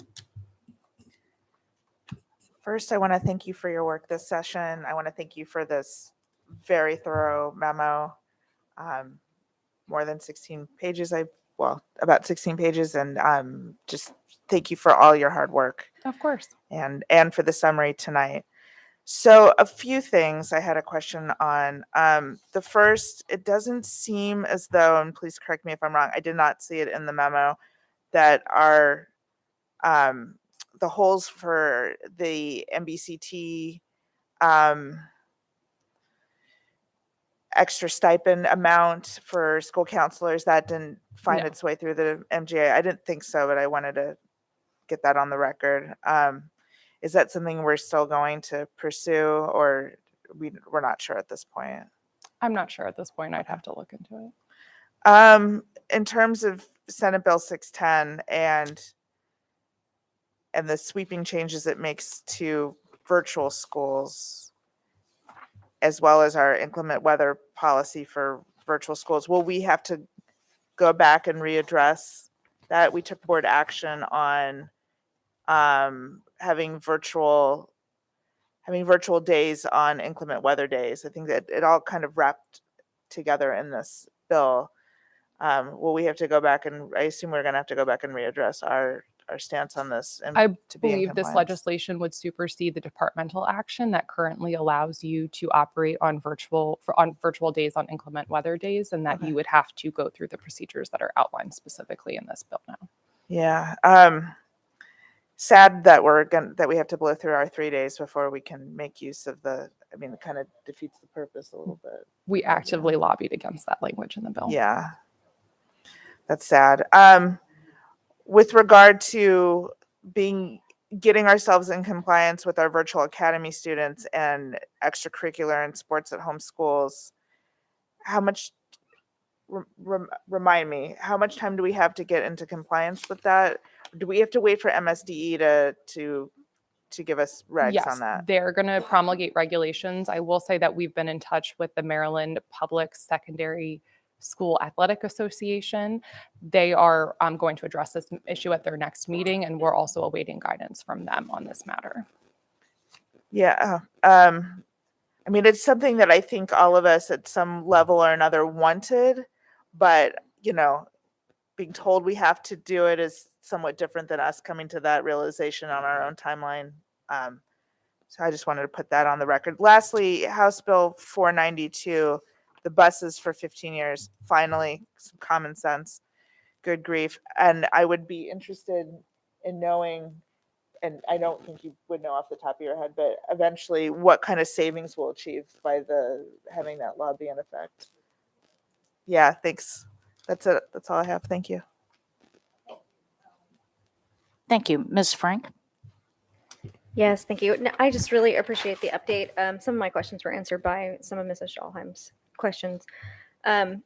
Great update. Thank you so much. I think that we had requested this previously and it got a little derailed. So I'm thrilled to kind of be able to dig through some of the post-mortem essentially. Some of us are more mortem than others. So as far as the athletics, it says in the bill may be more specific, and I hadn't read it in its final iteration. Participation in organized athletics and on athletic teams at the public school, the student would otherwise be required to attend in person to the extent practical. So does that just mean like, because our virtual school is much smaller, it's a much smaller student body. Correct. So in some of our schools, we have several athletic teams, JV, varsity, et cetera. Does this just mean that we offer some athletic program, or we include them in an existing athletic program, or what does that include? I think staff is trying to currently work through what that looks like. The problem we're running into at the moment is, as I mentioned, the Maryland Public School Secondary School Athletic Association, their regulations prohibit a student from participating in any athletic program at a school they're not enrolled in. So, for example, our virtual academy students are not enrolled at an equivalent school that they would otherwise attend in person. So we need them to issue guidance or to revoke that section of the regulation to allow us to have a clear path forward on this issue. But as I said, we're in touch with MPSSAA and working through that. Let me tag in on this one, because this dynamic is one that is much more complicated than just a kid being homeschooled or, in another entity because our virtual school has its own campus code. So you cannot have kids, like we have to have enrollment strong enough in that school for them to be able to field their own team because of that campus code. It is a separate school under our LEA. We're, educational agency, but it is a separate individual campus. So that means we have to have enrollment large enough within that program to field an athletic team. We can do all of the other extracurricular things that we do at all of our other schools. They have the ability to do all of that, but that athletic piece, I don't know how you even get around that with the state, but that's going to be a piece that's going to be a lot more difficult with this one because of that campus code. So hopefully our funding cliff gets funded and we can certainly expand this virtual academy at some point so we can. I mean, field it some seems to be a good thing, and I will not have a problem doing that. Yeah. The other comment, question, request, slightly flippant, but a little bit realistic too. I've had a delegate ask me, where does all of our money go? And my response to that is always, well, it's a lot of your unfunded mandates. So I'm totally serious.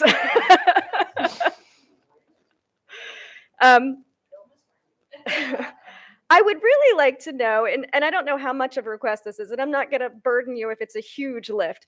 At the end of the year, if there could be an outline of this is how much money these unfunded mandates from this year are going to cost our school system, I would like to know, do we have that information? And I would love to use that in some of my conversations. And I know the bus savings that we're going to have is going to be completely offset by the electric buses that we're going to be getting in a few years. So, we 2 steps forward, 1 step back.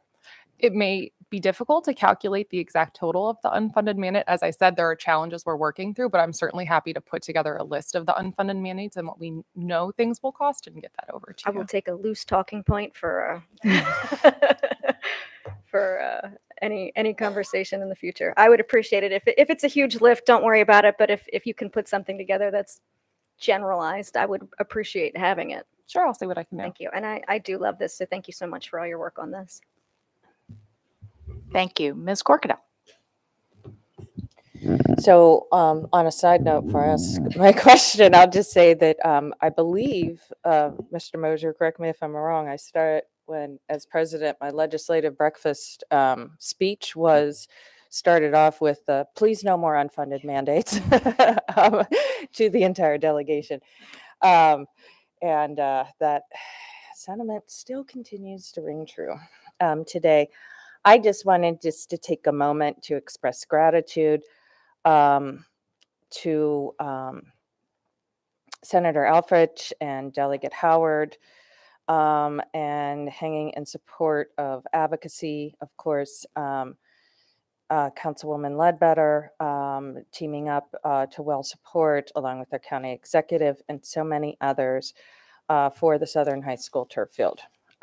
This is the very last second turf field before we have to start the maintenance rounds. We're going to roll right on back, of course. And I understand that the state is moving in a different direction with a lot of the bonds. So I greatly appreciate how creative they had to get these through. And of course, Chesapeake High School's field house and Brooklyn Park's elementary school marquee is also greatly appreciated. But as a representative of South County, I just want to say that we are very, very thrilled, excited, humbled, and appreciative of all the efforts put forth. And we're talking about, in this particular case, we don't have access to the other fields down there. And our kids are already driving 45 minutes to an hour each way for just the opportunity, provided that they even have transportation. So to have this opportunity to keep for our children to be as safe as all the other children in the county, we do not take for granted and are very appreciative of it. And so thank you very much. And I know that in the background, we had staff and others working to advocate for it well. So thank you all very much. Thank you. Thank you again, Ms. Wilson. It was quite the session. And I have to say, personally, I'm very grateful for your your constant update for us. I felt we were very well informed. I'm very grateful for your help when I went and testified against the infamous HB 119. And glad to see that one died a quiet death. So,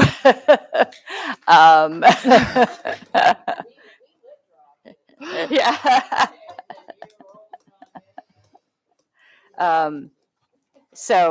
Thank you for everything. Thank you to all the staff as well, who I know were part of this.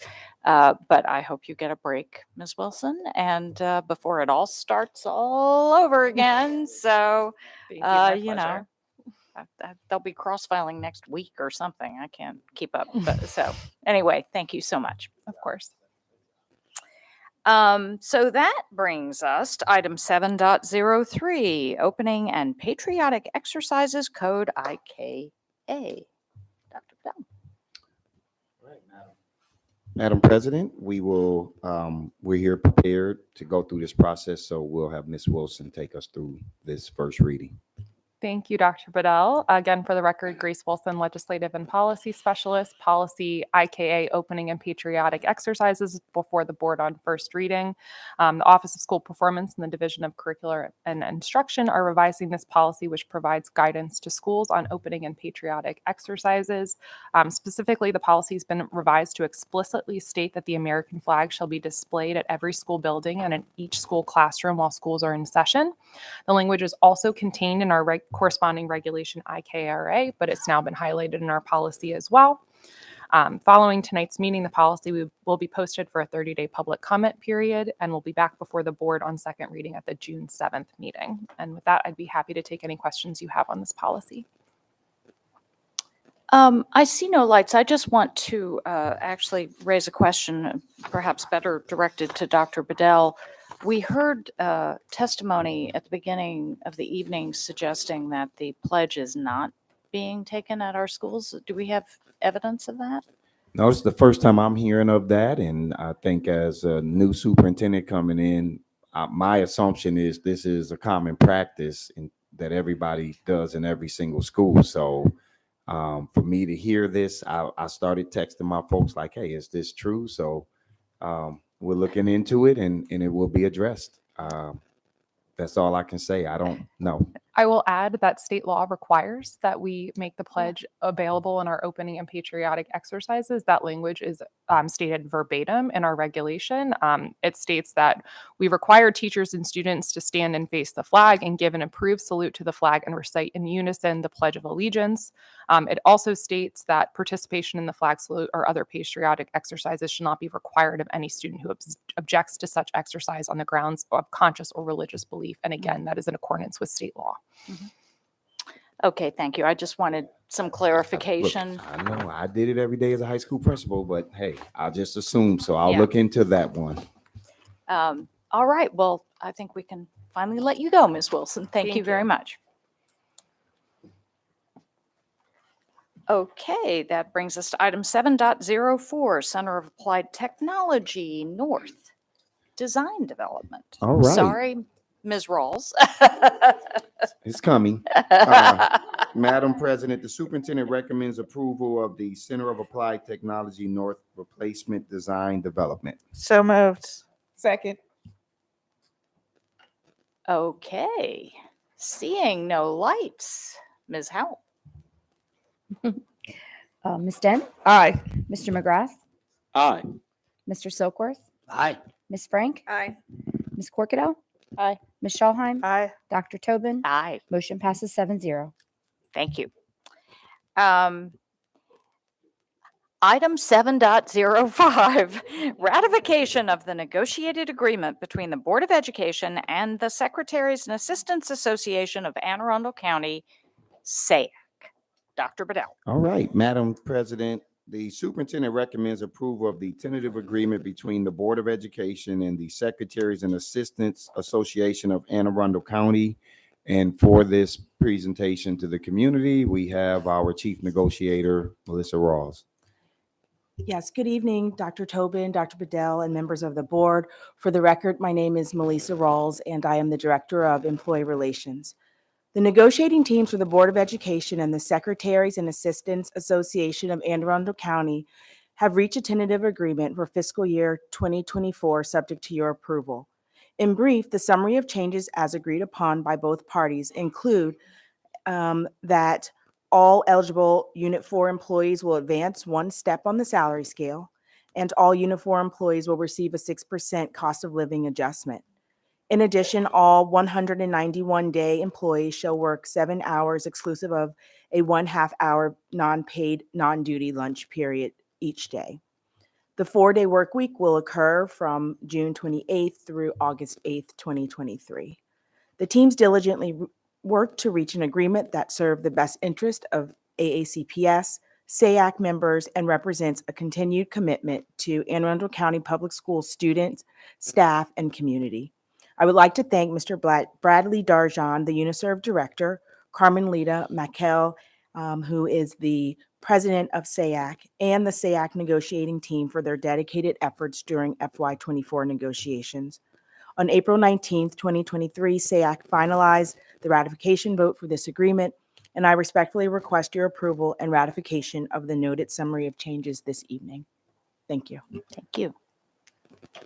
Ms. Schallheim. At the appropriate time, I'd like to move to approve this agreement as presented. I see no other lights, so. So I move to approve the agreement as presented. Second. Seeing no lights. Ms. Howell. Ms. Dent? Aye. Mr. McGrath? Aye. Mr. Silkworth? Aye. Ms. Frank? Aye. Ms. Corkadell? Aye. Ms. Schallheim? Aye. Dr. Tobin? Aye. Motion passes 7-0. Thank you, Ms. Rawls. All right, that brings us to item 8.01, review item monthly financial status report. Are there any questions? No. Item 8.02, construction status report. Are there any questions? Okay, so that brings us to section 9. Public comments on non-agenda items. Again, for the record, let me read the instructions with regard to public comment. Speakers will be allotted 2 minutes each and may not allocate their time to others. The yellow light below me will shine when you have 30 seconds remaining. The red light below me will shine and you will hear a tone when your time has expired. The board asks that comments remain civil and appropriate for the various audiences that may be watching or viewing this meeting. Student-specific and personnel matters are confidential and cannot be discussed in this forum. Please speak only on the topic which you signed up to speak on. It is not the board's general practice to engage in question and answer session with speakers. For the record, please give your name before speaking. Handouts should be given to the board assistant. With that, I would like to call up Ms. Carrie Gillespie, Ms. Catherine Davis, and Ms. Christy Dillon. Good evening again. Good evening again. Again, I'm Carrie Gillespie. Both parents and boards of education around Maryland were alarmed this legislative session when reading House Bill 119, a bill that would have forced all county boards of ed to adopt the health education framework and would have ultimately given control of curriculum decisions to the State Department of Education. We thank the members of this board who also expressed your concerns with this proposal, and like many parents, pushed back against the attempted overreach by our non-elected State Department of Education. Unfortunately, parents now have further concerns and questions about the conduct of MSDE after reviewing the recent reports from Fox 45 News regarding allegations of MCAP test score alterations.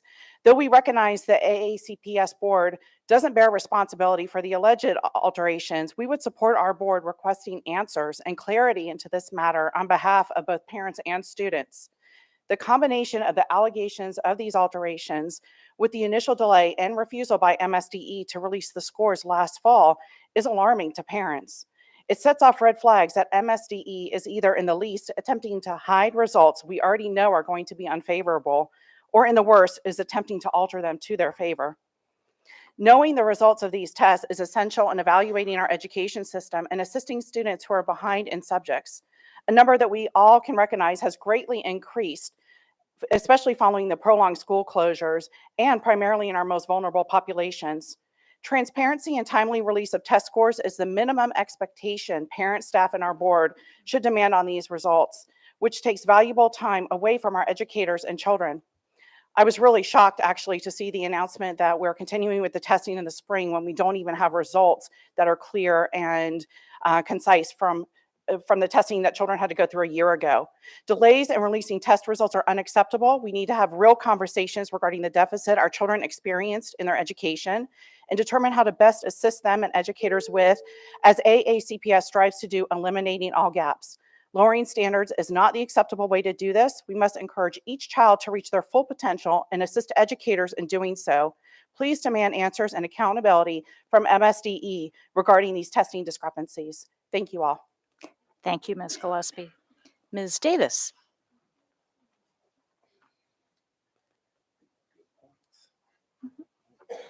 Good evening, President Tobin, Board of Ed, Dr. Bedell. Thanks for allowing this new period of time where we can speak on the agenda items. My name is Katie Davis. I attended AACPS schools a long time ago, and I have children in the system right now. The current parents' rights movement promotes the false narrative that parents don't have rights. Parents have rights. The right to choose religious activities and beliefs for their children, the right to teach their children moral and cultural values, the right to medical decision-making for their children, the right to select schooling for their children, public, private, or homeschool. This movement is not about empowering parents. It is about imposing some parents' views on other parents. This movement is also about shirking parental responsibility. A Texas father is suing the government because he doesn't want birth control to be available for free for his daughters. Take responsibility as a parent and teach your children your values. Don't limit access to all for all. Scores of books were banned in a Florida county school system because one person complained. Take responsibility as a parent and teach your children your values. Don't limit access for all. People in this movement have the idea that they are not only the experts of their own kids, but all kids. Without medical training, you cannot be considered a health expert for my children. Without a teacher's certificate, you cannot be considered an expert on early childhood education for my children. Without a degree in library and information science, you cannot be considered an expert in curating appropriate books for my children. The parents' rights movement has consistently been on the wrong side of history.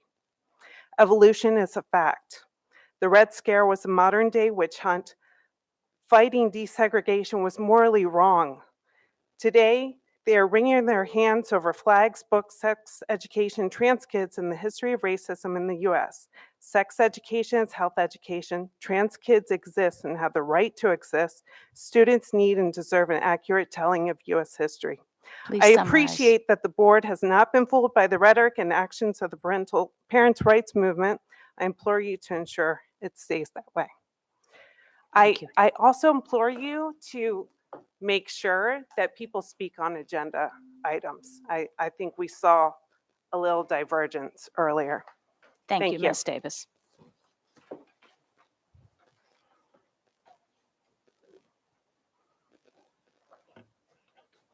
Good evening. Hello, my name is Christy Dillon, and I'm a CHS parent. Please consider moving forward with the redistrict planning plan. Removing students from their feeder school and friends isn't the best way to handle this. AACPS needs to start staffing schools better. When this was done in 1990, students that were transferred into Glen High created so much violence. Some of the students from Glen High had to be transferred to Old Mill High because the Glen High principal couldn't provide a safe environment. Every time you think you're fixing a problem, another one is created. Therefore, parents get so upset with their decisions. Safety for our children is the most important thing. We need every school with metal detectors, security canines starting in high school. This would prevent drugs and weapons in our schools. Do you really think that fentanyl laced on drugs is going to go away? No, it's just going to get worse. Narcan is being used in our high schools, and why isn't anything being done? All it takes is dusting of fentanyl to take a life. Please help protect our precious children. There are individuals in our school that are having inappropriate behavior and actions with students in and out of school buildings. Why is this behavior tolerated? This is sick. Hypothetically, removing a person from indefinitely from a school and the same person being reassigned to another school. What happened to the full investigation? You owe parents and students the details of an investigation. What is the policy to notify parents after an investigation? I know that CHS see parents and Jamie is students there. are not forgotten how waves. incidents are handled. Thank you. Thank you. I also want to note for the public, we will be having, as we have said publicly, we will be having hearings specifically on redistricting moving forward.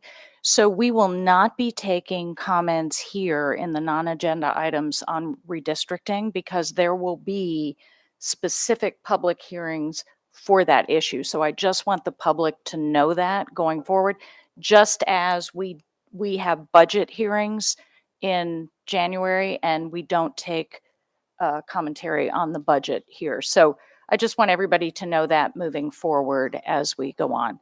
So we are now moving to virtual comment, and we have someone for that. So Mr. Silkworth.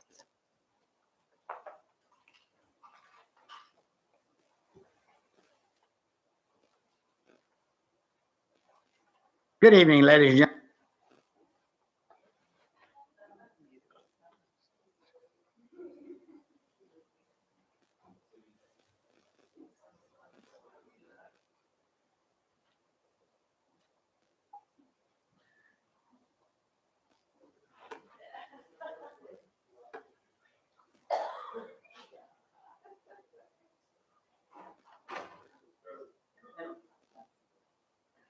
These sort of. Yeah, you need to leave yourself. Go ahead.